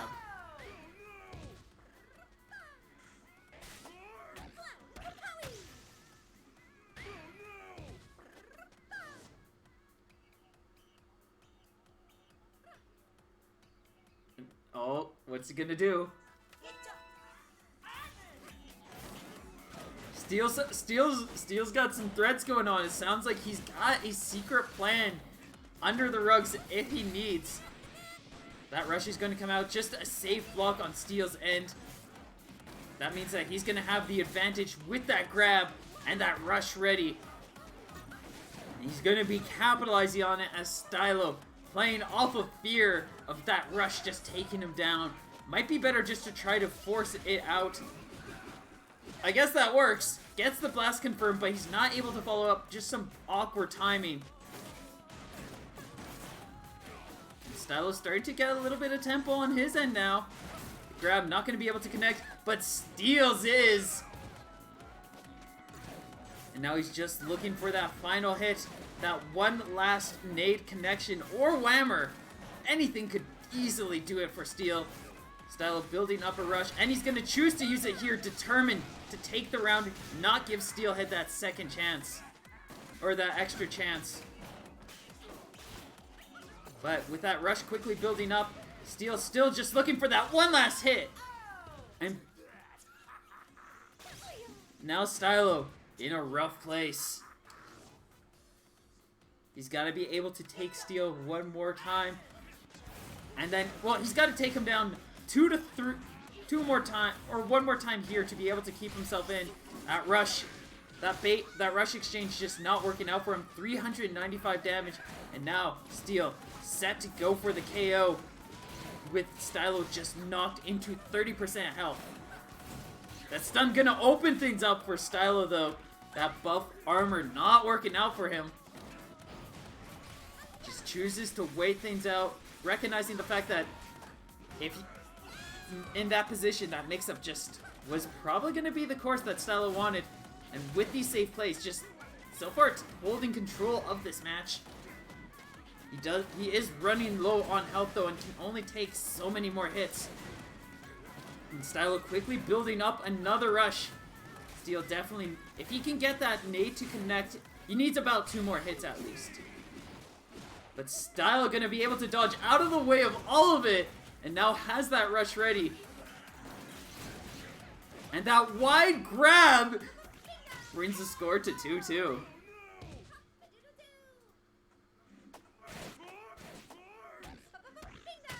Lots of angry. Lots of angry.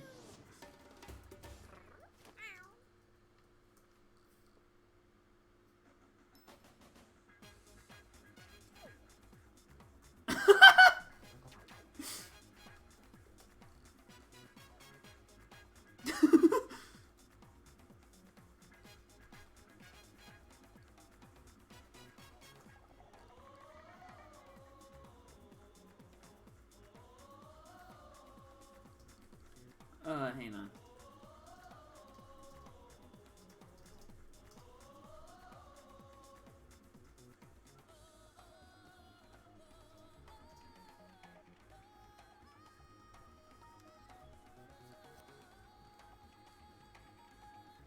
Hang on, I'm just looking at things.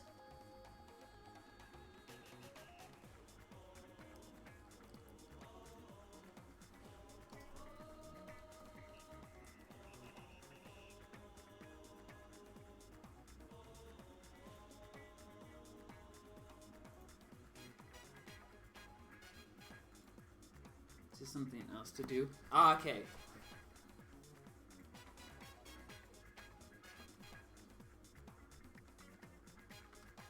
Alright, so with that, I think due to unfortunate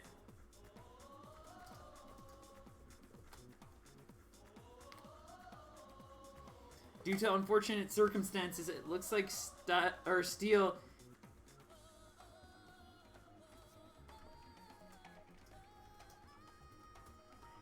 Oh god, Man. I have like 60 pings. Why do I have 60 pings?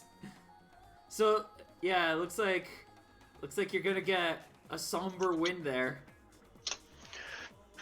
I mean, I feel like I would have won game 5. I feel like I had it, but no, Jico's gotta join Hoy, so Hoy has some representation. Well, it has Gilly, but Gilly also went to Polaris, so I'm not sure how much that counts. I want to get that going again, so then there can be more crew battles or whatever. But yeah, it looks like Stylo going to be able to take Steel down 2-2. As Steel has an important appointment. rest in peace, this Beelhead.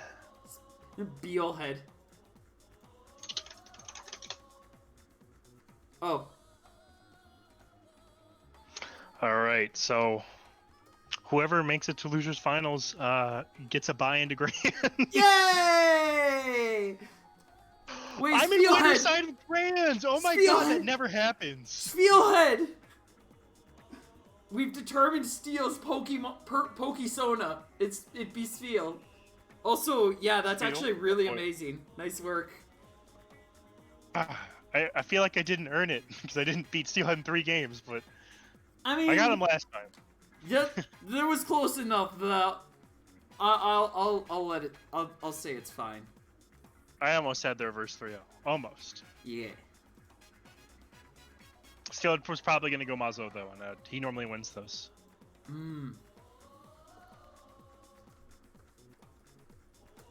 Well, we'll just have to keep an eye out for next time to see how that would go. Alright, so it looks like winner of Jico and Gillyboat fights Bunny Champ, so if Goat Boatman can beat Friend, yes. he gets to rematch from their winners match. And based on what was happening in Polaris team chat, Gilly's not very confident that he can win that, so yeah, I'm who knows definitely. what's gonna happen. He's, at least from conversations I've had with him for a while, he's been low on confidence in the Bunny Champ matchup. And I'm guessing that's going to lead into a bit of fear going into this fight with Jico. Also, why was I pinged in Central? Oh, that's why.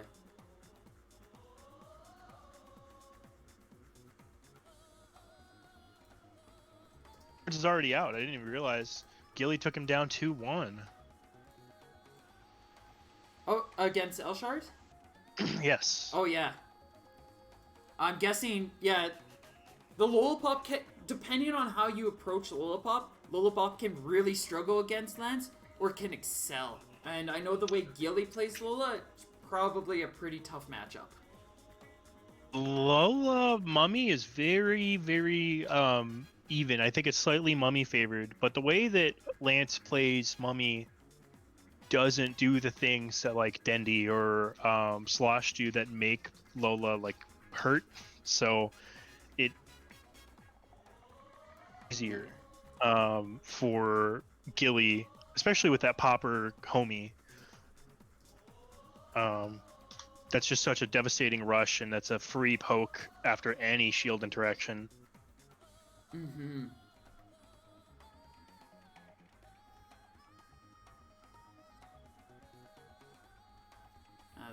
They're just doing okay. Cool. Chico. Breaking news: Chico is now part of Hoi.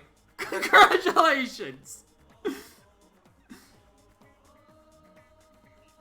As apparently he was gonna try to get dragged in or brought into Polaris, so now he's in Hoi, which means that He's on Impact. I now legally own Chico. You own Jico. Yes. We're waiting on Jico to get in here, right? Yeah. Oh, Popper Siki. Man, you know what? I want Gilly to make it to Grands. I want him to upset Jico and Bunny Champ. Him with Siki. I actually do have a lot of confidence in Gillybo. Like, he's been a player that I met a long time ago, and he's just slowly been building up his talent, his skill, his repertoire. He has a lot of talent and ability that he can really make shine. The big problem is that he gets afraid, which is a very natural thing to do. Mm-hmm. He relies. I think his biggest problem is actually he just relies on Lola's shield a little too much. Bigger leagues, players like Askew, myself, Steelhead, they all know how to abuse it. Mm-hmm. I also really like his Springtron and don't see that enough anymore, and it makes me sad. His Springtron is really cool. He's got a really solid Springtron, especially once he picked up the popper and really capitalized on those safe EMP opportunities. It just leveled his Springtron up dramatically. Really good in Grands. I might show off my Springtron a little bit. It hasn't made a tournament appearance outside of pressure yet. I wouldn't have an issue seeing some Springtron.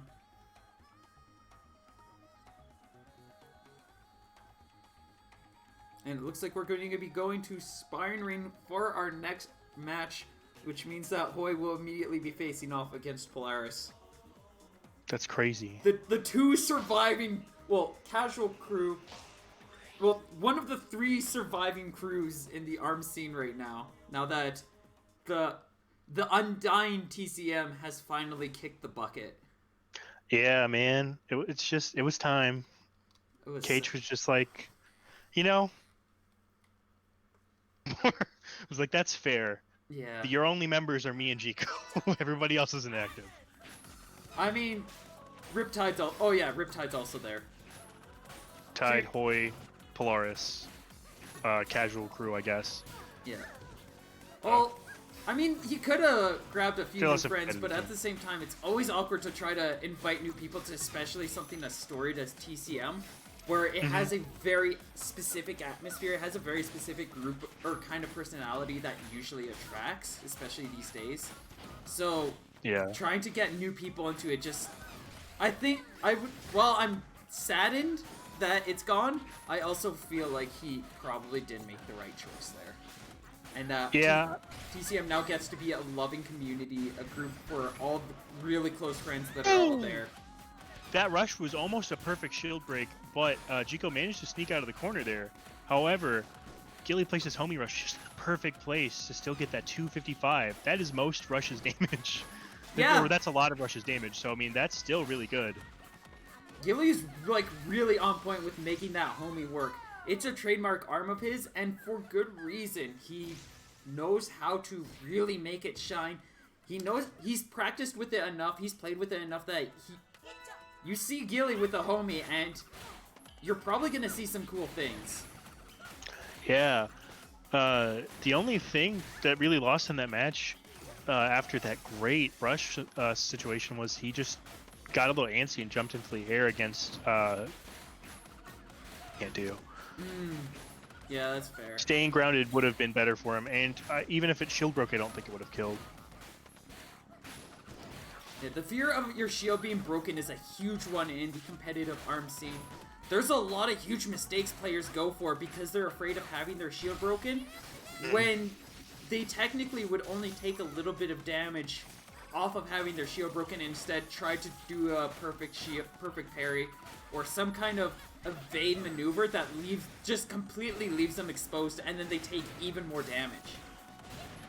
Advice for any up and coming level players: you see that rush that Gilly got hit by? He like tried to bounce and then bounce cancel popper. If you actually just bounce there, let the rush hit your shield, you'll go backwards, but then you'll take about 50 to 100 less damage from the rush. That is something that you can do to survive a little longer.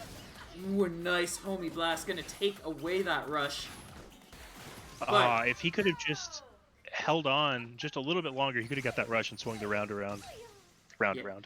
Yeah, the homie is also like underratedly fast. Like, if your opponent's in the air at all, you can kind of just launch it out and will zoom through straight to them and blow them up.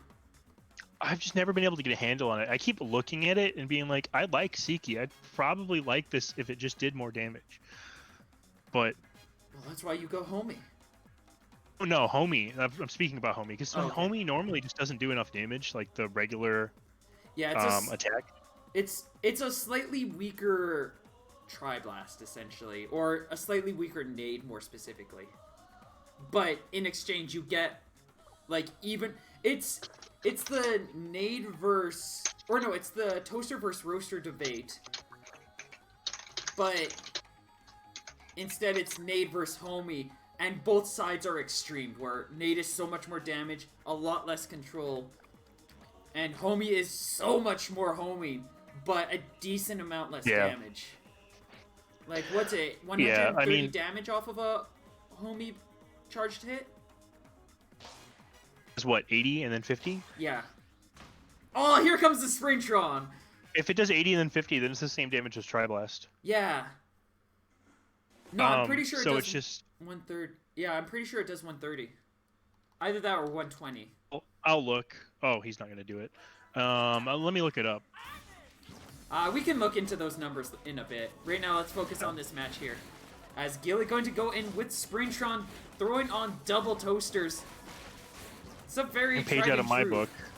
And going Glusher. This is my favorite arm to play against the Springs. I actually do play it against a lot of brass sets, too. It's just, it doesn't work very well for me against Hammer, so I don't play it against Steelhead. And Steel's a big fan of the Hammers, having had a lot of experience with the Glamour back during his default days, and now just moving over to what generally is a little bit more consistent of the Hammers. Yeah, definitely. We've had a big back and forth, Steel and I, about where Whammer's better. I'm just like, just play Whammer. You get like so much more stuff off of it. Well, that's going to be a punish right there. That buff is just too fast to avoid. Going to get a nice 320. Not the most damage he could have done, but still pretty good. And got that 12 ticks of poison damage as well. And those 12 ticks are always so nice. And even if you... And then they're always an opportunity like getting an ice chain. Like, you have a potential just to build it up more and more and make it an even scarier thing, a harder thing to play against. Getting the poison stacks is really, really strong. And when you get to 3 ticks, it obviously doesn't go higher than that, but oh, that was such a good Glusher. But Gilly was able to knock it down. If Chico had just tried to shield instead of dashing, I think he could have gotten away from that rush. That was a good read on Gilly's part, where he recognized what was going on, and he was also able to successfully respond to it effectively. Wow, that was a really incredible rush. So Gilly had the bait and everything, and he called Chico out hard, but Chico was just able to use that rush once again to punish. I mean, Gilly had even set up a second toaster to hit Chico in the face, but because Buff is so fast, it knocked it down. Buff Bub, Toaster, and Roaster rushes all basically like they're what pre-patch Chilla and Sparky and Nade rushes used to be. Yeah. Hit isn't completely worthless. It actually does basically get to full extension in 2 hits. And that really makes a big difference in a lot of cases. Chico keeps playing this distance game. Oh, there it is. I was just say, if Chico keeps playing this distance game, Gilly's actually fishing for an EMP. But Chico just cornered him. This is a really interesting set. Buff is normally not a super aggressive arm, but pairing it with Blusher, that giving might be an Chico EMP. a lot of good pressure. That is an EMP. Yeah, Anytime you get a winning hit, you can get that EMP. He did hesitate a little bit too long, but he had just enough time to make it work. Oh, some nice block choice. He's getting the game going.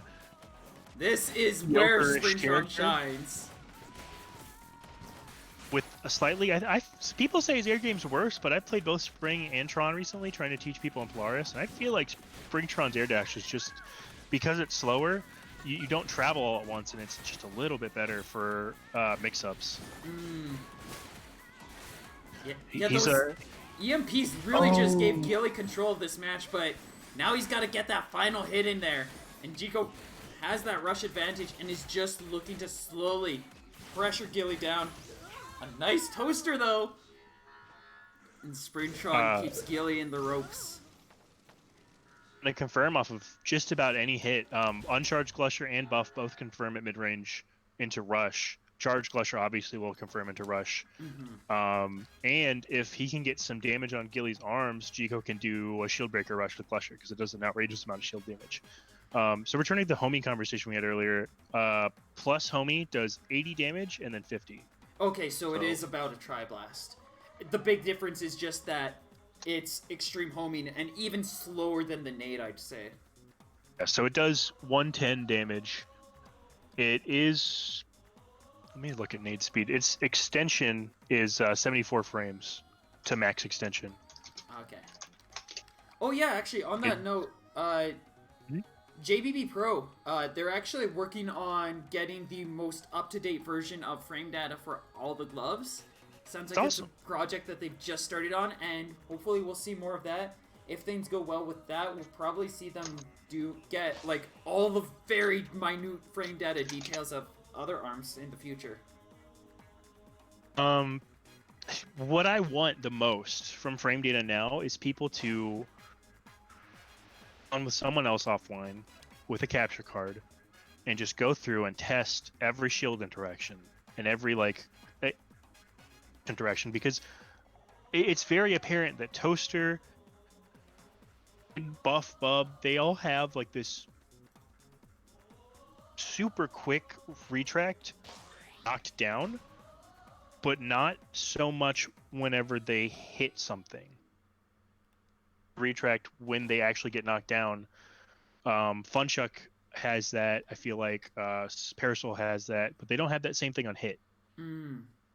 So I would like to see what the difference is. I think that's going to be part of what, like, they're going to do a full extension on what gloves do, so we'll probably see, like, details about that on Buff and Bub, Toaster, even Roaster and Nade.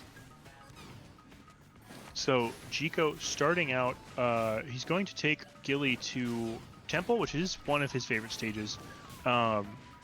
Gilly is going to use that to let himself play Homie. Homie Springtron's really interesting. And these deflects are just so keen right now, keeping himself from getting blown up by his own Homie. And allowing himself to pressure a little bit. Ooh, gets the EMP as well. I was not expecting to see that EMP actually go off. That was a nice setup. That was a really good bait. And now he's got that permacharge Homie Toaster pressure. Here comes another one. Disarm. That is going to break his arm. That's awesome. Here comes another one. Nope, goes for the grab. He could have gotten another EMP just to keep it up, but here he goes. Ooh, a nice It'd setup. almost be the punish. Chico gonna make the right call there. He's gonna be able to safely block it off. And that EMP is gonna quickly pass away now. Gilly has to find a way to fight back, take down this last 50% of Chico's health. Jigo's got rush ready, and if the rush connects, that's going to be the KO probably. He should have just shielded. Chose to dash to the left there. Really dangerous move. I would like to see him, because it was working, but at the same time, I feel like Popper or Toaster, Double Toaster, would just be a better option right now.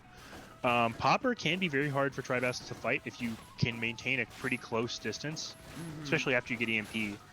And obviously, there's a synergy between EMP and Popper. Ooh, what a fantastic reaction! It's one of the synergies that can make Springtron just so much stronger than what he normally is right. Getting that synergy going, because in a lot of cases, like, if Gilly can't find those opportunities to get EMP, he's basically playing a slower Springman without the enrage.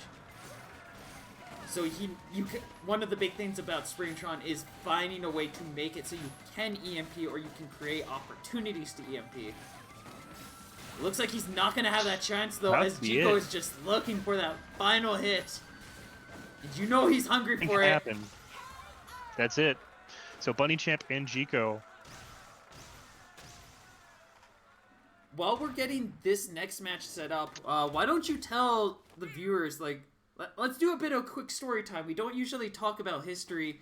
We don't talk about story of some character players. Why don't we talk a little bit about you and Steelhead and how your story's gone together, because I know you've played together for an immeasurable amount of time. I did not beat Steelhead for the first 2 years this game was out. And we played together almost every week. I mean, I beat him in friendlies. We'd play like a set or something online, or we'd play a casual set in person or something. I could take that, but like when it came to tournament, could I ever beaten him? I've gotten very close, like last Scrapstar, obviously, getting 3-1 in winners finals, I believe, and then 3-2 in grands, almost getting the reset, but not quite. I don't think I could have won that even if I got the reset, to be honest. I mean, taking 6 games off Steelhead in a row, nah. Probably not. It's definitely possible, though, and you almost did it here just today. So, like, but that's a lot of that is after, like, a lot of time just practicing together. You just learning a lot of his playstyle and learning how to try to play around it. We are basically training partners at this point. And we're on the same team now, too, so it just gives us more reason to train, because now when I start adding Polaris to get a team practice going, he's right there. Steelhead in there too, yeah. Steelhead and Denny are my main training partners, followed by Askew and Jigo. And is such an incredible player. He's so good at adapting that, like, we'll play 100 games and we'll both win a handful of them, and we'll both be really frustrated at each other. And it comes to full culmination in bracket, and then occasionally some outrageous stuff happens. Like, I 3-0'd him at pressure. It was supposed to be a best of 3. He was talking about that. I looked at loser, him 2-0. I looked back at loser and I was like, "Hey, we drove all the way from St. Louis for me to have to eliminate both St. Louis players. I get that, like, it was hard to seed, but, like, can we make this a best of 5 at least?" We were playing, and I was still just... He just came off a set loss in Smash, and he really wanted to win Smash, so it was definitely a little disheartening. I feel like I didn't quite earn it because he was tilted, but at the same time, I gave him the extra chance to reverse 3-0 me and to get the momentum back, and he just didn't take it. Oh yeah, Stello, just to give you a heads up on how the current standings are right now. Let's say the Scrapstar ended as it is right here, right now. You are exactly 1 point above me in the ratings, the leaderboards, which means that you are currently 4th place.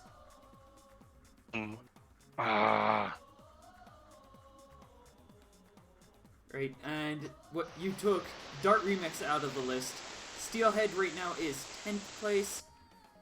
Mm-hmm. Pied Piper is actually 11th, Griff 12th, and because of silly mistakes and whatever, Gilly is both 13th and 14th, so we would just consider him 13th. Right.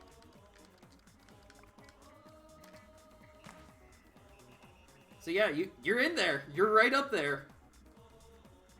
Dude. Hilariously by 1 point. Like, you're above me by 1 point exactly. That is the best thing ever. Good. Alright. With that, we do have other players who can potentially still make it in. Bunny Champ is 15th right now, and if they're able to take a couple of successful matches, that will definitely boost them up as well. Gilly Gilly can't. Oh, go ahead. Gilly can't anymore. He just got knocked out. He has next week. Yeah, he still got next week. Is next week the last of the season? Next week is the last Scrapstar, the last PR match of the season. We've got one more Champions of the Era, and then we've got one more of this. Gotcha. I have played a lot against Bunny's Mechanica recently, and it is one of the best Mechanicas I have played. His only problem is that his defense is just a little predictable, and I think we're seeing Chico exploit that right now. Mm-hmm. Bunny Champ has a pretty solid Mechanica, but a lot of the times I see it, like, it's a very good what you would expect for Mechanica. He doesn't do anything too far beyond. He plays a very steady Mechanica, makes it work pretty effectively, but there's definitely, like, I see a lot of holes here and there in that gameplay, and a lot of, like you just said, the defense that really hurts him in a lot of cases. He just never leaves the ground. I didn't realize it until right now. I didn't realize how to quantify it, but he really doesn't use that hover almost at all. I mean, this whole match, that was the first time he used it. Did you just see that whammer? This arm doesn't work online. I've been saying it for so long. I mean, this doesn't work online because weird hitboxes and lag, and the whammer literally just flew off to the side of the screen for no explicable reason. It doesn't work online. It doesn't know how to track your opponent if there's even the slightest iota of lag, so sometimes it will just go 80 degrees in the other direction. I've never had it happen to me. I've seen it go a whole full 360. I've never had that happen to me. It was so well placed, but Chico ready for that. Very experienced against explosions, as Nade used to just be the bane of his existence. Yeah, if something's the bane of your existence, you either give up or you counter it. And generally most people are just going to learn how to counter their bane, as what the other alternative kind of sucks. And wow, Chico sat on a perfect, well, hood perfect in that round. I guess he took some chip damage, but a gentleman's perfect or a knight perfect. I come from the Marvel scene, and we call them hood willies. Oh. After Bill Clinton. Oh yeah, I was also gonna say, Bunny Champ doesn't leave the ground at all. Kind of sounds like a certain Mechanica main that went to Japan a couple of times, and has. Is that Maliv? Yeah, maybe. I don't know. You leave the ground more than that. I feel like he plays a lot like Goof, though. Well, I used to just not with less jump safe around. arms. I've put a lot of time into learning to jump more, and especially with loadouts like Popper, Thunderbird, and Ice Dragon, that opens myself up to jump a lot more. Bunny Champs actually plays a lot more the... my lord! There it is, that's a KO. That was like the sickest confirm. That was like the most delayed, barely touched Lola's big old toesies, her clown shoes, and it didn't look like it was gonna work. It was gonna work. But yeah, for the longest time, I actually basically never jumped, especially when I was playing with loadouts like what Bunny Champ has going on right here. Like, I didn't jump. There's in a lot of cases, even now, like, there's a little reason for me to jump in a lot of exchanges. Yeah, her jump is kind of, it's okay. Her hover is why I feel like you should leave the ground, because her air dash is good, but it's all of the movement is air dash. So if you air dash too early, act really easily. And that hover and then air dashing late is really, really potent mix-up that I was playing with earlier, trying to teach Sarah how to play Mechanica. To quickly... It's letting me get some... Oh, go ahead. Go ahead. No, you finish. It was letting me get some really crazy ice chains and glusher chains. Okay. To quickly explain, Spicy, what happened in 2017 about the don't jump ever, you might notice that there's a lot more jumping going on nowadays. It's because people learned how to jump. It's quite literally Right. it. Like, the reason why jumping wasn't considered good in the past was because A, I used a good jump counter, and B, everybody sucked at jumping. Like, if there was a counter like a Whammer, Whammer, Hydra, Blorb, a Heavy in general, it's like you countered most jumpers because they would kind of jump and then air dash, or they would just kind of sit in the air for a few moments and leave themselves completely exposed. Nobody knew how to play well while in the air. It took like a solid year or two for people to actually be like, oh yeah, this is how you want to jump to evade the attack. You don't want to just jump because you feel like it. You want to jump to reset your camera in the middle of boxing. It's really those little short hops are really, really, really important, and it was one of the reasons like nobody knew that you could play up close in 2017. Gameplay was so lame before. Yeah, but these days people have definitely picked up. They've learned a lot more of the caveats, the more of the rules, the tempo of how you can effectively play at close range, how you can keep that camera tracked, how to utilize things like jumping and line up these shots, like Jico doing right here. Yeah, that was a really incredible rust punish. And also the interaction right before that was really awesome too. Bunny did something I only ever see me do, which is super bounce right in front of a pillar and then grab it at the arc of your jump and then dash refresh to punish with charged arms. And that gives you even higher height, eh? Well, because it stalls you in the air Yeah. at that super jump height. So it's a super jump lag, and you can dash refresh earlier than you can out of super jump. Okay. And that rush is going to be just enough. Jico gonna be forced to throw out that rush, but he gets the KO. And that's gonna keep him in this, because right now Bunny Champ is advantaged. I'll see if these two are interested, but we could make this a best of 5 since technically the lower finals. This is lowers finals, yeah. Technically. Yeah, go ahead and make it a best of 5 because this is technically lower finals. We'll see how the two feel about it when they finish up this round. Guys, I'm sure they'll be down for that. Bunny Champ starting out. So this Oh, God. go ahead. Okay. Bunny Champ starting out pretty strong here. That parasol definitely working out, just being more effective at boxing out these tools. That wider body just makes some good opportunities. Yeah, absolutely. And Jico there just barely getting through all this really good slow pressure with the parasol. It's been knocking down his Hydra and making his T-Bird a little less effective. He got a nice bean salad, as Dendi would call it. A nice raw bird confirm.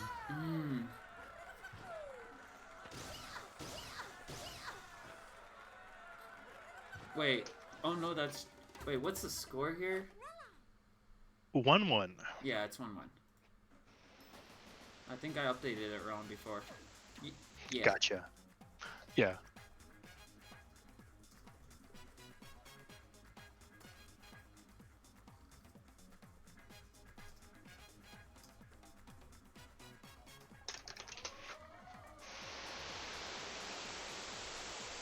Yeah, that's a funny thing about ARMS is it's actually genuinely taken like a year, 2 years for people to really start Well, no, I guess that's kind of the case with a lot of competitive games. It's like Yeah, every game gets really deep Unless there's no substance to it. It gets pretty deep a couple years in. The funny thing with arms is that like there's so much things that we know now that we should have known in 2017 and nobody practiced enough or like tested enough to find them out. Yeah. Our meta was so stunted by the constant updates. No, that's the big thing. Like, constant updates is good because, hey, more content, more things to work with. But it also means that there's too much going on, so you don't actually have the time to really sit down and figure things out and understand the nuances and core mechanics. Because you're trying to understand. All right, so now the Hydra really sucks, and the Boomerang's got a huge buff. So I guess the Boomerang's good now. So I'm gonna have to switch over and play with that.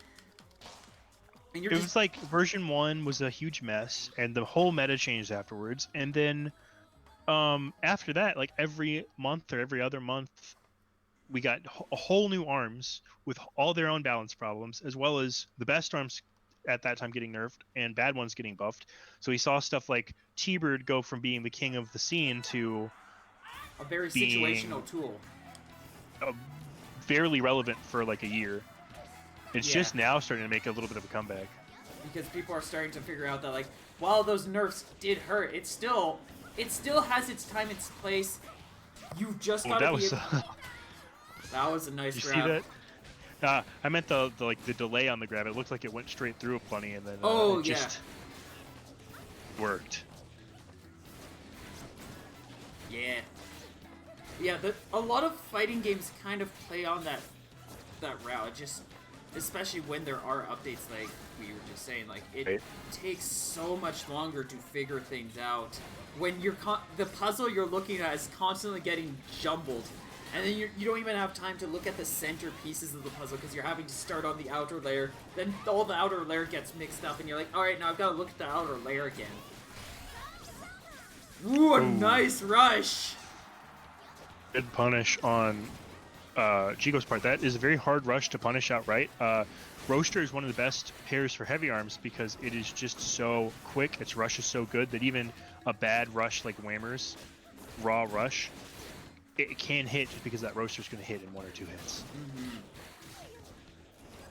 Bunny Champ gets a great confirm there. Almost going to take Chico's life out, but he just can't seal off the stock. Chico's going to just chip him down with a barrage of little pokes and jabs, and that's going to be enough.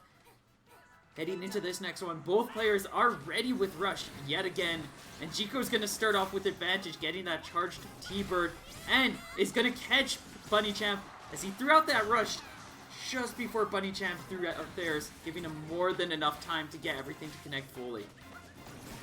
Note that he started punching at the same time that he super dashed forward, so he put himself basically inside of Bunny Champ's hitbox, and Bunny Champ's Roaster was going to come out before he's going to get punished for trying to grab there. Too far away. Yeah, he was too far away, and I think he didn't realize how quick Bunny Champ had actually built up that rush. Mechanica just grinds Rush like nobody's business sometimes. Oh yeah. Well, her dash gives you constant rush building. It's really weird. As she holds down the dash button, she just continually builds rush. And then you can just throw punches alongside it, and that's even more rush that you're building. Hydra Thunderbird might work out here. I mean, the pellets are obviously going to shred down Bunny Champ's health, but one thing it's not going to work. That rush is just kind of interaction right there. Out. Absolutely. Breaking when you're in the advantage like Chico was there, and you make the right call. You just have to realize, this is the weight of the arm that I'm playing. Yeah. Like, plays like that are really risky, especially when you're already in an advantage place. Like, Chico's rush is definitely one where he probably wants to either utilize it on a hard read, or if he's able to get a stun off of that Thunderbird, then you would want to follow up with it then. But you wouldn't want to just kind of throw it blind. Yeah, I'm really surprised that Bunny was able to get that rush there. Chico went a whole half screen away, and Bunny Champ was still able to get that. Well, he didn't go half a screen. He got stopped pretty hard by that bumper, and that's... Well, he went from the corner to the corner of the bumper, which is a pretty far distance. Oh, yeah. But because he had his momentum just completely stopped, any turret shot is going to be able to line up pretty easily, as he literally lost all of his momentum. If he was able to keep that momentum, he would have had an easy time punishing, but that was one of those key moments where it makes it very clear why Buster Beach isn't always the best stage to go to for a lot of exchanges. Right. That bumper can mess up a lot of things, and people really forget how much it changes up the flow of a match. It's also why I don't like that stage. I don't mind the bumper. I think, if anything, at this stage, you should just be consciously playing around it. Oh, yeah. If you're going to make a play like that, you should know that the bumper's going to be there and stop you. And that's part of stage awareness and situational awareness that wins people games. So on the plus side, it's more consistent than Ribbon Ring. I at least know the bumper's always there. My problem with Ribbon Ring, now that I've been playing on it again recently, is not that it's inconsistent or random. Whatever, it's just unfair.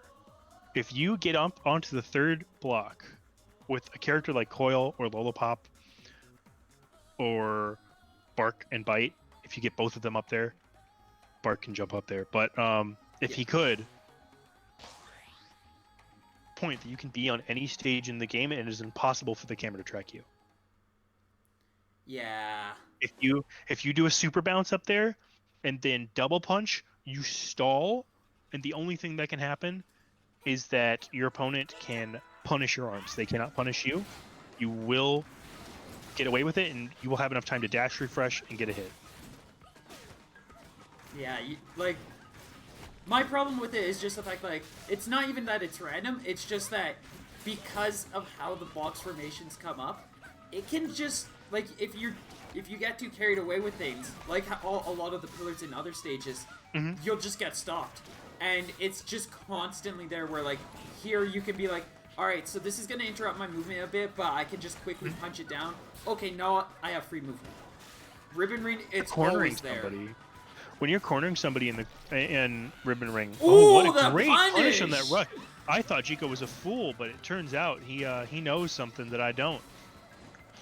I think that was just recognizing that Bunny Champ wasn't throwing out that whammer right away. So he's just like, I'm just going to throw it this way. Your whammer isn't out, so the boomerang's just literally uncontested. And that just allowed him to get that pushback, that knockaway. When not to utilize your arms during a rush makes a huge difference.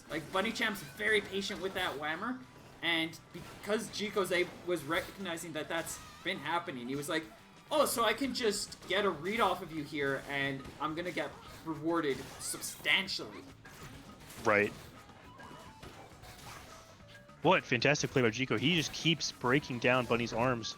Gonna get punished there, but Jiko sits on rush advantage. If he can get away from this grab, yep. Let him secure out the round either by timing him out or obviously what ended up happening, which is hitting him with Boomerang. And it's probably better to get that because that means that he's going to hold a slightly larger rush advantage, which you probably want against Mechanica, who just is constantly building rush at every moment. A nice rush there. Yeah, he recognized that so Rammer was not available to stop Hydro Rush there, which is what's been happening just about any time Jiko tries to rush punish. Oh, he tried to dash out of the way. Should have shielded. Should have shielded on wake up. Roaster Rush doesn't do that much shield damage. There's no reason to get antsy like that. A lot of it is just fear. A lot of cases, talking about before, where people dash out in fear of having their shield broken. A lot of people just instinctively try to dodge out of the way and then shield to make sure they have that little bit more time. Chico needs to build this rush up because he's going to need it. Never mind. So he's going to need it to secure this round if Bunny Champ keeps playing this way, but it looks like Chico's going to even it up to 2-2. Hydra Boomerang is Jico's classic set, and many other players have taken it and ran with it even farther, like Hess and Hanukkah Jamboree, showing that it is probably the best, if not one of the best defensive sets in the game. It's incredibly it's so good. versatile. The only problem with the set is how easy Hydra is to punish after the rush, after the nerf. Before the nerf, though, easily probably the second best set in the game. Yeah. Alright, and we are going to be going to Buster Beach one last time. This is going to be a big one, because whoever takes this, whoever loses this has to sit at 4th, and whoever takes this literally just gets 2 wins. Because Steel's got to dip out, so whoever wins this technically also gets added PR points from Steelhead, which means that it's just a huge boost. Yeah, it's going to suck for Steelhead going down to, like, 12th or 13th, but I think Steel's just Jico, kind of if accepted his Jico place here. wins, it wouldn't be too bad for him because Jico's a good amount higher than Evans right now. But if Bunny Champ wins, that could be enough to get him up into top 8 from winning this, then beating Steelhead, quote unquote, and then if he beats me. Bracket reset. If he gets the bracket reset, that's plenty to get into to top 8. It's almost. We're gonna have to figure out what happens here. Buster Beach. This is a rough stage for Jico. We've seen him really struggle here, especially against this Mechanica. But he's looking a little favorably here. He knows what he's wanting to do, and he's got like a decent amount of damage in. That Boomerang just throwing Mechanica around like a toy. Yeah, well, the big thing. Oh no, the big thing that's happening here is that he's constantly not aiming directly at Bunny Champ where he's going to hit him. He's aiming at his arms. He's getting that arm break on the Whammer and knocked down. He's getting a lot of shield pressure out with the pellets because each pellet is a hit on shield, and shield only has 24 health. Yeah, it quickly will eat through an opponent's health. And when you're disarmed, you have a lot of disadvantages. You can't rush. You can't do most of your things. Boomerang stayed down for an uncharacteristically long time, but that is going to give Jico the opportunity to try and punish. It ends up being a null interaction, but that does keep Jico alive for a little longer. Bunny is sitting on rush lead at 17 seconds, 16 seconds, backing himself into a corner. Just looking to try to grind things out, slow this match to a halt right here. As if he just gets that one hit, that's going to be advantage. Now, Jico gotta find a way through this, get 2 wins in a row against what's generally been proving to be a very difficult matchup for him in this stage. Let's see, the 2 stages he banned were Sparring Ring and Via Dolce, which are also, I could understand why he banned those ones instead. He's going to definitely have to be a little bit more careful here. The pressure that he was putting on was really good, but it ultimately ends up costing him towards the end of the round. His rushes, he definitely needs to go for better confirms with his rushes. Like, a lot of his rushes are just a little too blind, and because of that, Bunny Champ just punishes them a lot. Yeah, his rushes are very, they would be very good had Bunny Champ not been playing Whammer. Yeah. And because Bunny Champ's playing Whammer Roaster, he can box out Jico's rush really effectively. Both of his arms are just the perfect weight. Ooh, Jico learns his lesson. A nice evade there. That's going to keep Jico in a light health lead. Bunny Champ's going to quickly try charging up another rush here.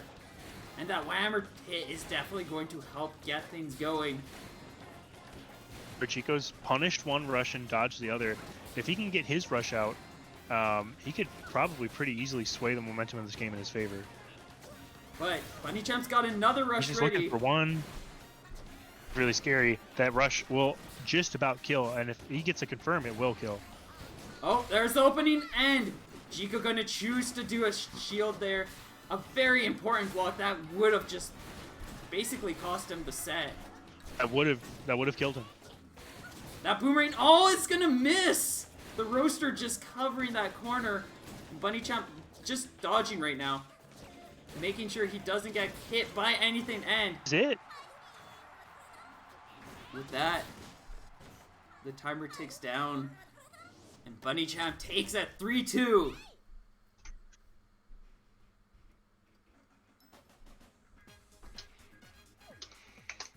The simplest way, Spicy, do you know how PR works? Like public rankings? Or power rankings? Because that's pretty much what it is. I am going to deafen. Wish me luck. Best of luck, love. And I'm just gonna move things over. And Bunny Champ takes that. Bam.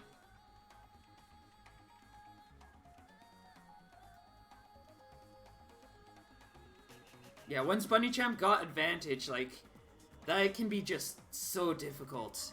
So difficult to get those attacks to line up as, yeah, Roaster Whammer just kind of outweighed so many of those interactions.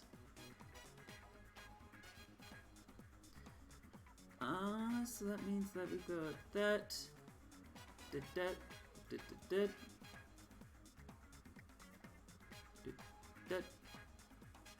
And set. And it looks like we're going to be starting off with Buster Beach for this final match, or this final set.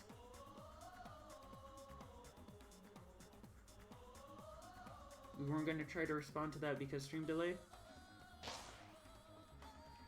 Respond to what?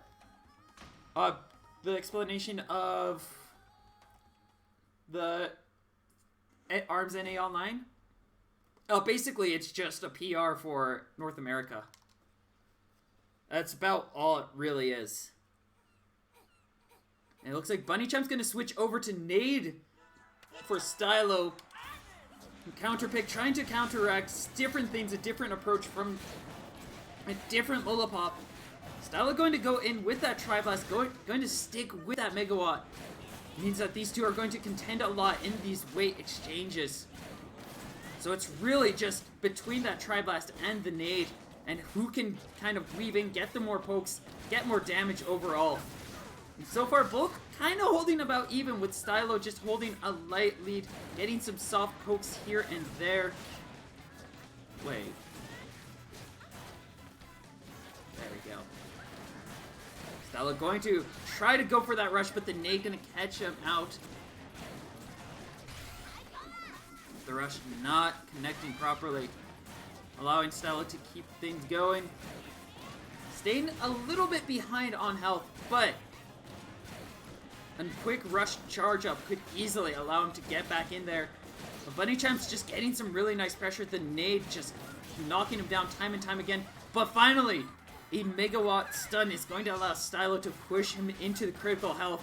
And a rush, gonna just do a lot of chip damage, charges up Bunny Champs. Now they're ready to throw theirs out as well. And if it connects, that's going to be a KO on Stylo.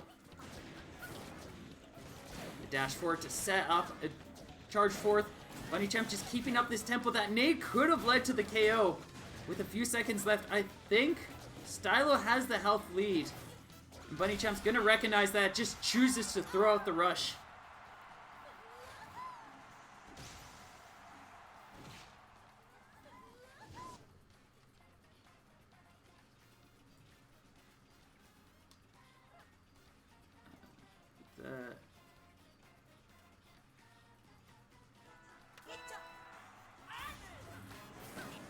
And that's going to allow Bunny Champ to have the first round.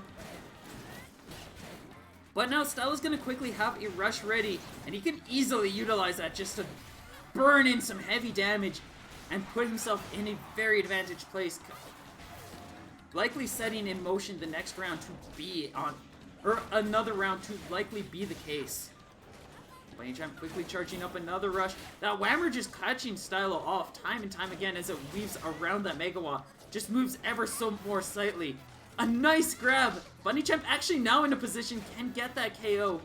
Just looking for that one hit. And it's going to not be off of that Megawatt. Stylo still keeping himself in here. Slowly charging up another rush. But he cannot take another hit from here after that blast. You see Bunny Champ is just looking for that opportunity, just throwing out these attacks, recognizing that while Stylo is in the air, it's a lot easier to catch him. And because of that, Bunny Champ's going to be able to take the first game.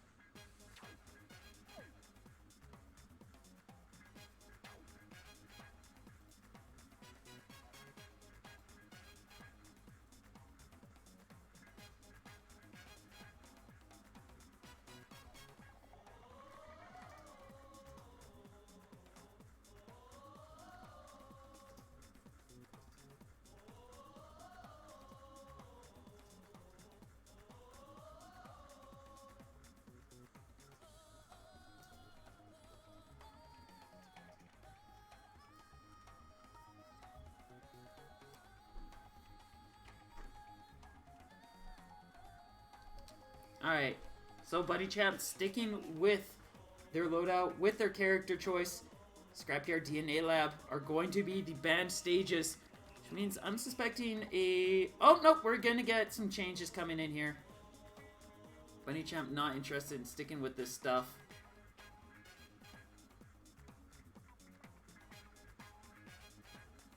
And it's going to be Via Dolce coming in.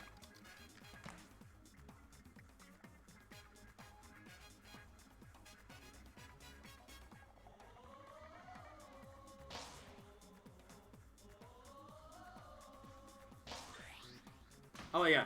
Okay, no, Bunny Champ's gonna be sticking with that loadout. And Stylo gonna actually be switching over to his mech. Mean Stylo kinda has the element advantage here, because Bunny Champ does not have a knockdown available against this mech. Stylo going in with the pink Mechanica, going in with the Cookies Classic for Mech 2 with that Chilla. And he's gonna start off with a quick Ice Chain, a couple of quick charge hits.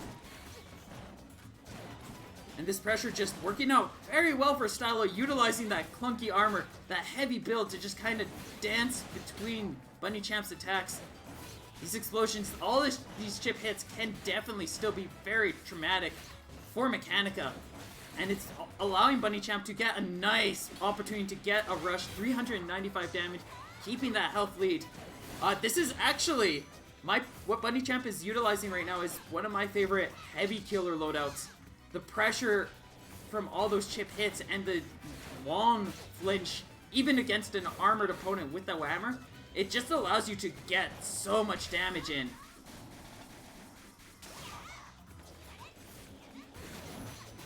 Oh, I should have went for the charged Megawatt. That would have actually led to a KO. I think Stylo's gonna try to bait out the rush.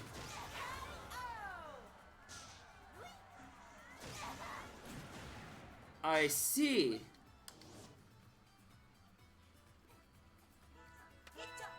Bunny Champ gonna be able to take the first round. The Siki gonna get that stun, but because of all those knockbacks, all those chip hits, he's not gonna be able to follow up with a combo on that first one. The second one, he is gonna be able to get some damage in, but this rush, 395 damage in. Siki making some good work, getting a little bit more damage, and even after that rush, Stylo quickly bringing things back to his advantage, and he still has that rush ready. Bunny Champ just choosing to go for a shield there, does not want to be caught off by anything. But even off of that, he's taking just an absurd amount of damage. Looks like he's trying to get that rush ready, as he just needs one or two more hits. That grab is going to set things up, and now it's a final hit from both sides. The grab is not going to be fast enough, as that Chilla zooms in, and that's going to allow Stylo to keep himself in the set game. Bunny Champ choosing to stick with the nade Whammer, gonna get frozen out. Stylo really cautious of getting caught by that rush. Doesn't want to keep going for the Ice Chain there, as it could be really risky. And because of that weight advantage and throwing out that rush first, Bunny Champ going to be the advantage in that rush exchange. And just all those chip hits. Bunny Champ gonna be able to take this one. Now advantaged and looking for a bracket reset to be able to take Stylo down.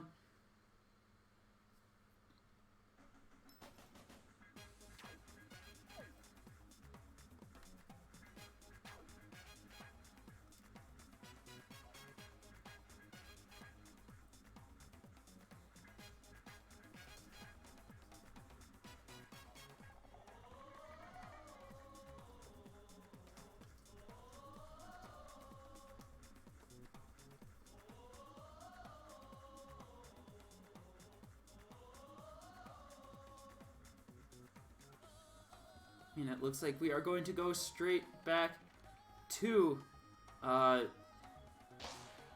Dolce. It looks like Bunny Champ's actually going to switch over to the Roaster. I know Bunny Champ has a lot more success with the Roaster than me, but actually, in this exchange, I do find that the nade works a little bit better. Stylo going to be switching over to Springtron this time, and he's got a very solid EMP-friendly loadout. With that Popper and that Chill already, can definitely get some strong combos, some good damage. And he's going to start off going for that EMP, setting himself up in strong tempo, but those jumps going to leave him vulnerable to the Roaster. And takes a 140 damage hit to start things off. Stylo definitely jumping a lot with this Springtron, leaving himself pretty vulnerable to that Whammer. It's just such a good aerial counter. Rush going to come out, Stylo forcing it out. It's better than having to take play after play from the opponent, having rush advantage. Bunny Champ just looking for that one final hit. Stylo is not out just yet, but any quick hit could easily close out this round. But a nice deflect with that rush is going to keep him alive. And the Whammer, as Stylo leaps into the air, is going to allow Bunny Champ to get the KO. And is now one game away from bringing a bracket reset.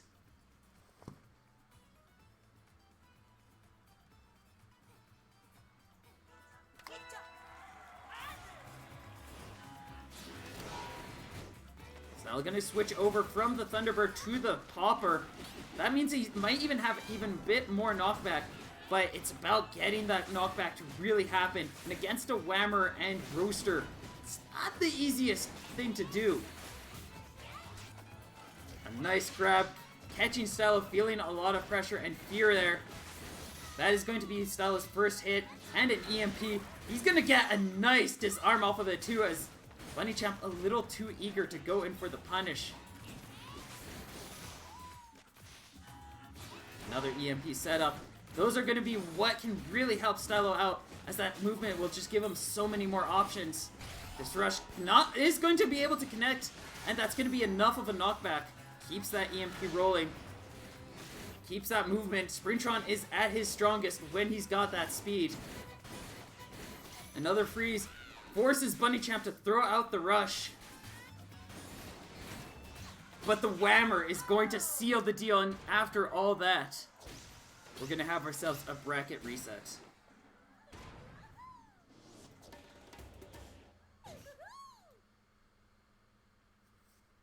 Alright, and we're doing a speed test.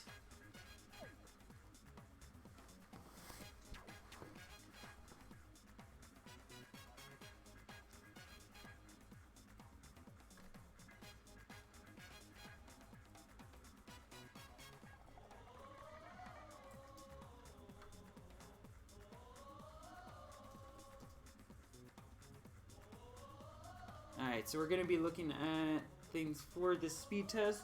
I'm going to look specifically, at least on my end, some of the clip moments.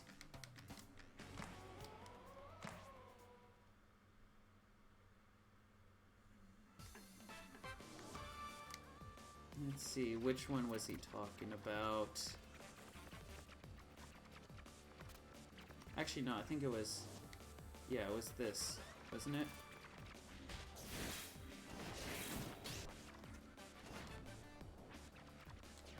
Throws out the deflect.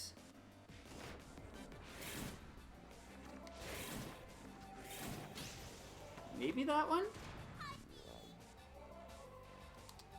Hang on, we got disputes to do. Go to the rules. This is the slow moment. This is the chill slow moment where we go in, we look at stuff.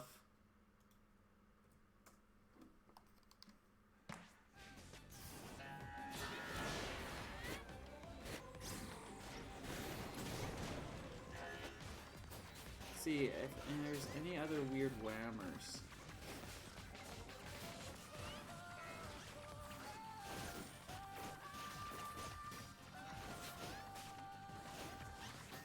It's just a force out.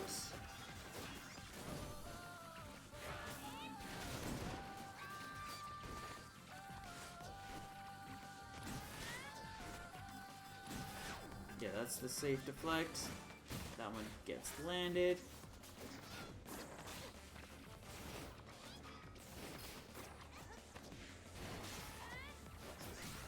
That one's deflected. That one he doesn't have a deflect.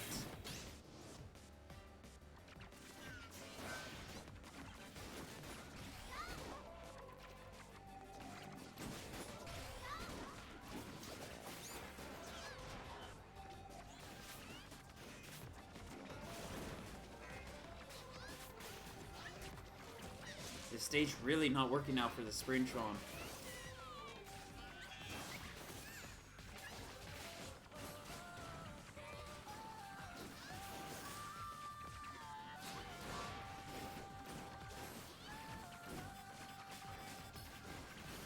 Goes up the rush, it's gonna connect.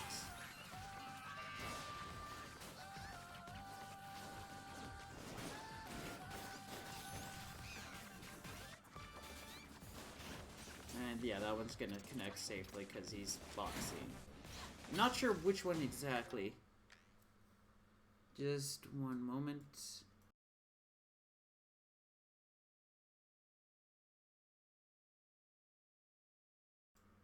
Alright, we've got Stylos.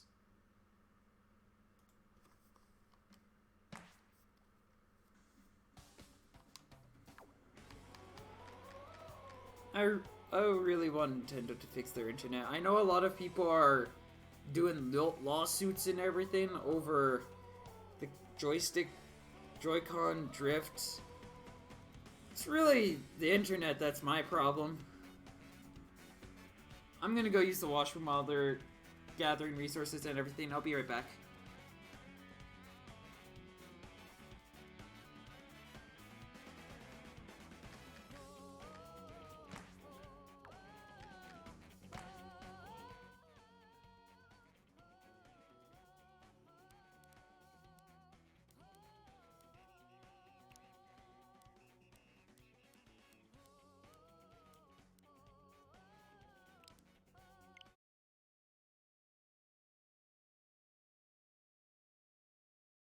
Into the grab is guaranteed, so you're going to see that land every single time as Resolve is opting for it once more. Here we are on Sky Arena. No changes whatsoever in the arms for both players. Resolve still going with that Toaster and that Tri-Ball. Meanwhile, Twintel going with both Chillas here.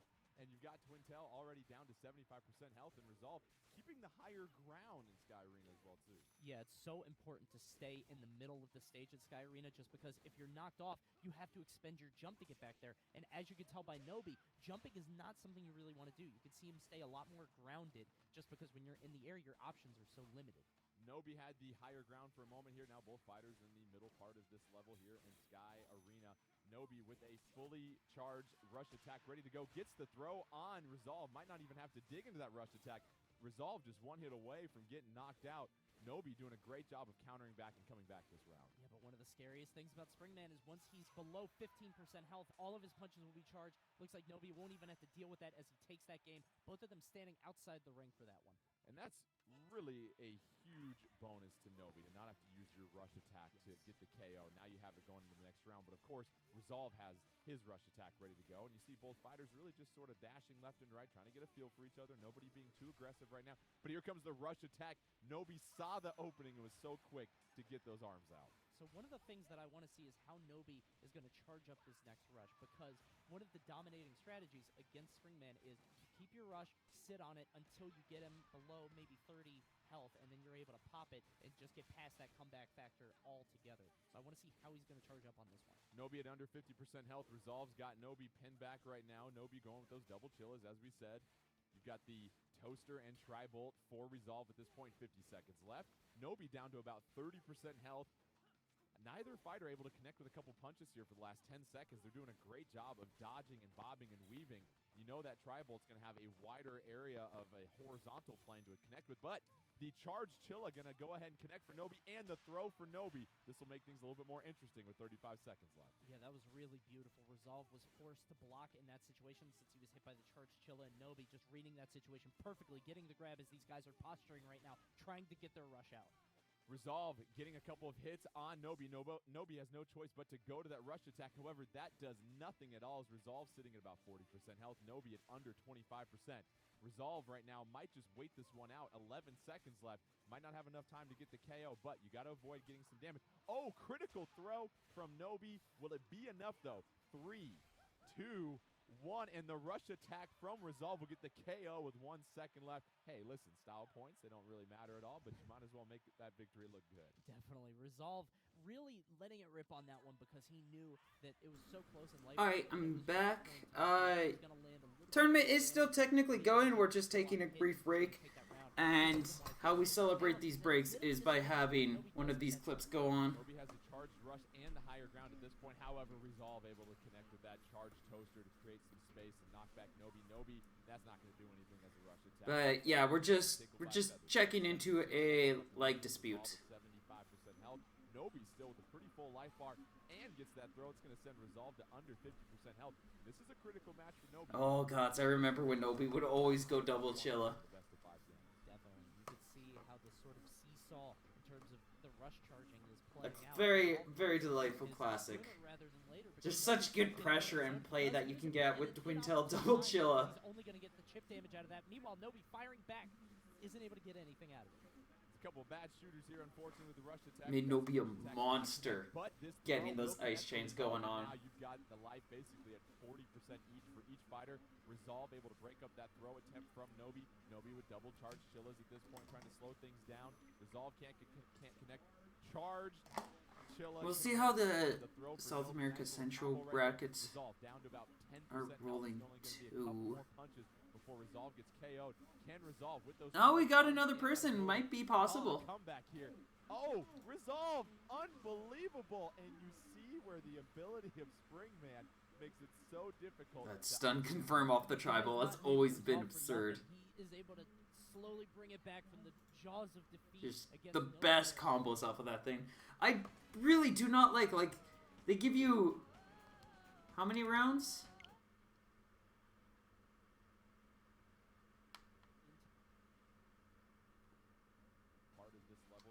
Yeah, so they give you the final match. Like, you don't get to watch the first game Resolve got. You don't get to watch the second game somebody else got. Like, you only get one of this, one of this.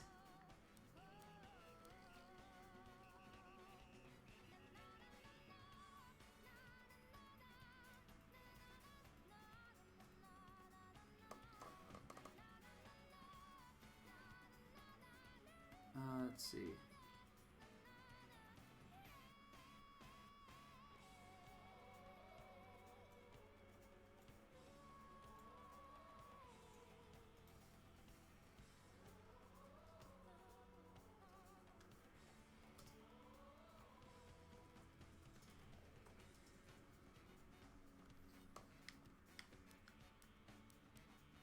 Like, we're gonna watch it. We could watch this one. It's like... Fine job of keeping their distance. And how about our first character? Like the score right now, Soroza going to switch to Mechanica. Some of the same What's the properties score? of Master Mummy. Is one of the heavier characters, going to go with that buff One on the Griff's left arm, side. and then going with the Hydra on the right. But how might Mechanica fare differently than Master Mummy? Like, we didn't get to see the previous Well, Mechanica game. has the ability Like, I would love to levitate see as that well, game so too. he's going to be able to get up in the air. He's not able to do it indefinitely, like But we don't get to see that but one. he is able to sort of match that. I'm more interested actually in this Hydra pickup because it does have such a vertical arc to it that it should be able to knock Griff out of the air if Soroza uses it correctly, just like that. And that's what we're seeing early on. Soroza able to ground Dr. Coyle with that Hydra. Griff going in with the Ram Ram. Oh wow, I do not remember that being a very relevant arm in a lot of matchups for a while, especially on Dr. Coyle. And then trying to then connect with that Ram Ram on the left-hand side and go around the pillars. You can see Griff sort of sitting behind those pillars trying to make something happen. Soroza doing it of his own. An excellent dodge right through that grab. You can punch through the grab. Nice but if you're able rush. to dodge out You of it, just it's can't really dodge the strong. Ram Rush. And a nice You little don't. It's combination against the by rules. Dr. Coyle. If you dodge a Ram Rush, you're reported for cheating and banned promptly. This one, Griff at about 45% health, so this one's closer to Rosa the trying to look. bait out a Able to rush connect with that opportunity. hard Gilly Scully or punch. Griff not falling for it. That chip damage. And right now, Getting more Scully pokes in. He's gonna get caught by this rush though. Oh, this might I turn think the Rosa tables. takes No, this both round. fighters basically equal at this point. 17 seconds left. Next couple of connections are going to be huge right now. Griff, Dr. Coyle keeping their distance. Meanwhile, Mechanica, Soroza missing with that Hydra, missing with that Bub as well too. But the poison might be enough to tick away at Soroza, and just like a little prick of the feet. Very last hit moment. Oh, Yeah, Rosa just barely eking it by. Let's see what this one comes down to. Hold on. We got to wait after this I think replay's done. Mechanica. I think Yeah, yes. Mechanica won it. I think when you look at the body Why do they have to do yeah. split screen? It's so inferior.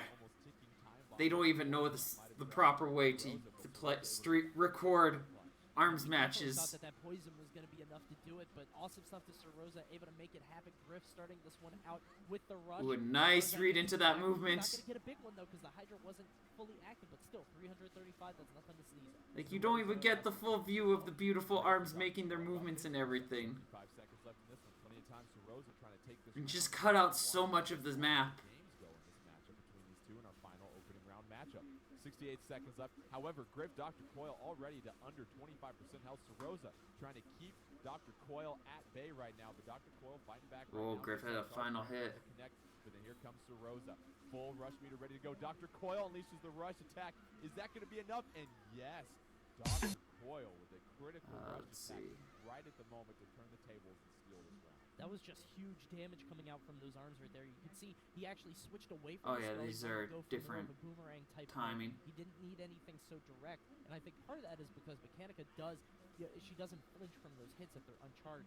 Looks like he's gone back to it this time, trying to switch up his strategy.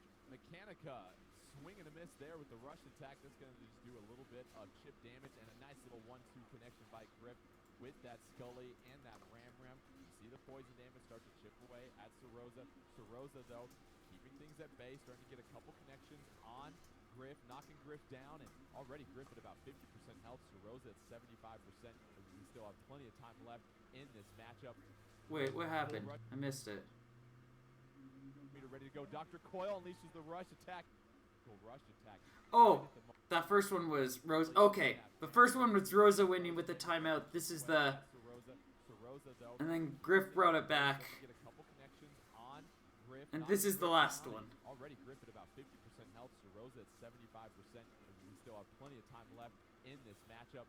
Griff, full rush meter, ready to go. Soroza, full rush meter, ready to go. Both of them deployed at the same time, but it's going to be Dr. Coyle getting the advantage here, sending Soroza down, and the throw from Griff. Yeah, Griff just got an and one on that one. Is able to get so much damage from that.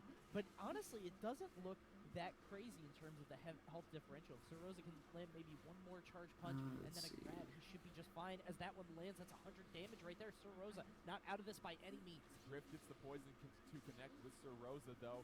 Soroza trying to dodge and weave and avoid another connection with that Hydra. They're both down to about 25% health, but the difference could be Soroza with the rush attack ready to go. He's gotta you let got to it go. use it at this point. Yeah, he's you gotta got to let let that go. bird fly. They both go at the same time, and it's Dr. Coyle and Griff once again that win the head-to-head matchup of rush attacks, and that's going to allow Dr. Coyle and Griff to steal the wins. second game and make it 2-0. And you were saying it right. one is literally the exact same. Is that...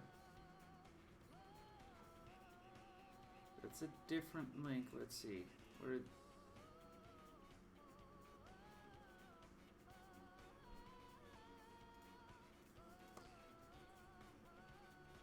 Oh, here comes the other ones.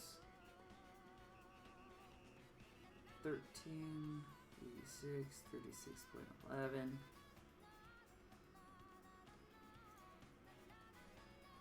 Where's the wave?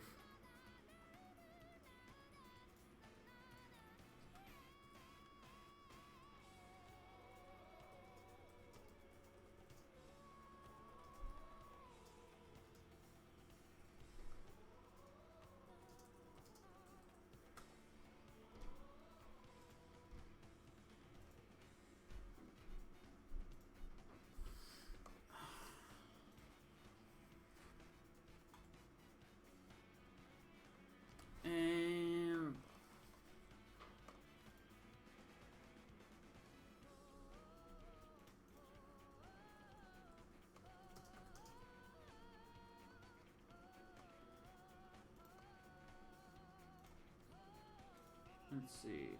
And then, oh, that one has a decent rise in pain.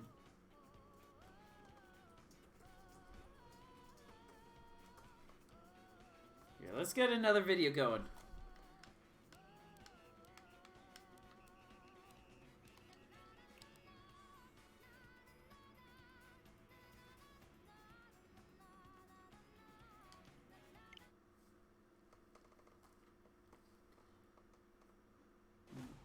Two 86.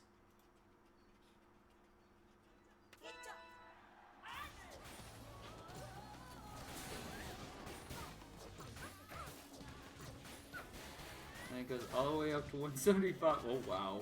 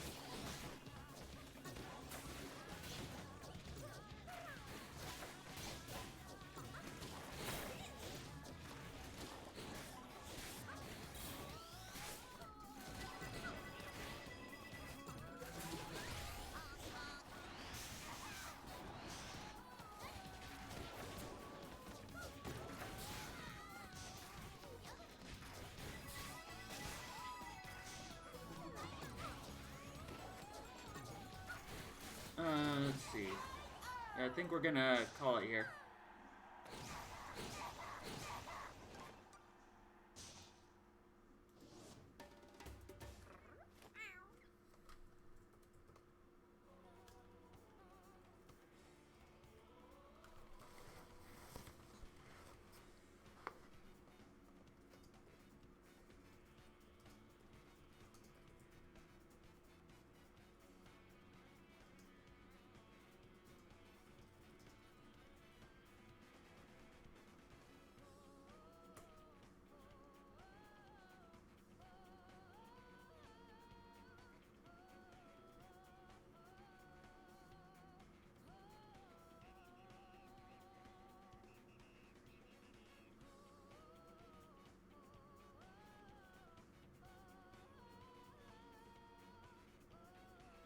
Alright, yeah, we're gonna stop it here. Due to things, we're just gonna have Styla, or just due to the leg dispute, Styla's gonna take it.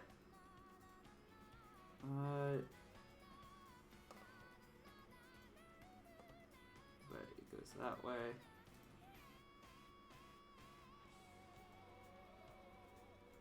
And we'll end.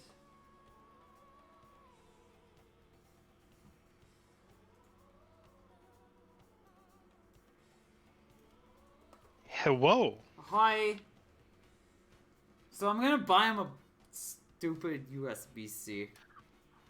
Yeah, I mean, his connection used to be a lot worse. So, like, at first I didn't notice that it was lagging. Why did this... Something's wrong. Yeah. I can feel it. Something's wrong that I can't put my fingers on. I thought I was crazy first. Anyways, I'm gonna stop the stream here. Thank you all for watching. Don't forget to follow Stylo. He does his own streams and commentary and stuff too. You can hang out with him. There is the link to his Twitter there. Oh god, I need to fix that link because it's not good. Just we'll do that quickly for this final link just to make sure that things are clean. And we'll do that command again. So if anybody hasn't followed him yet, just hit there.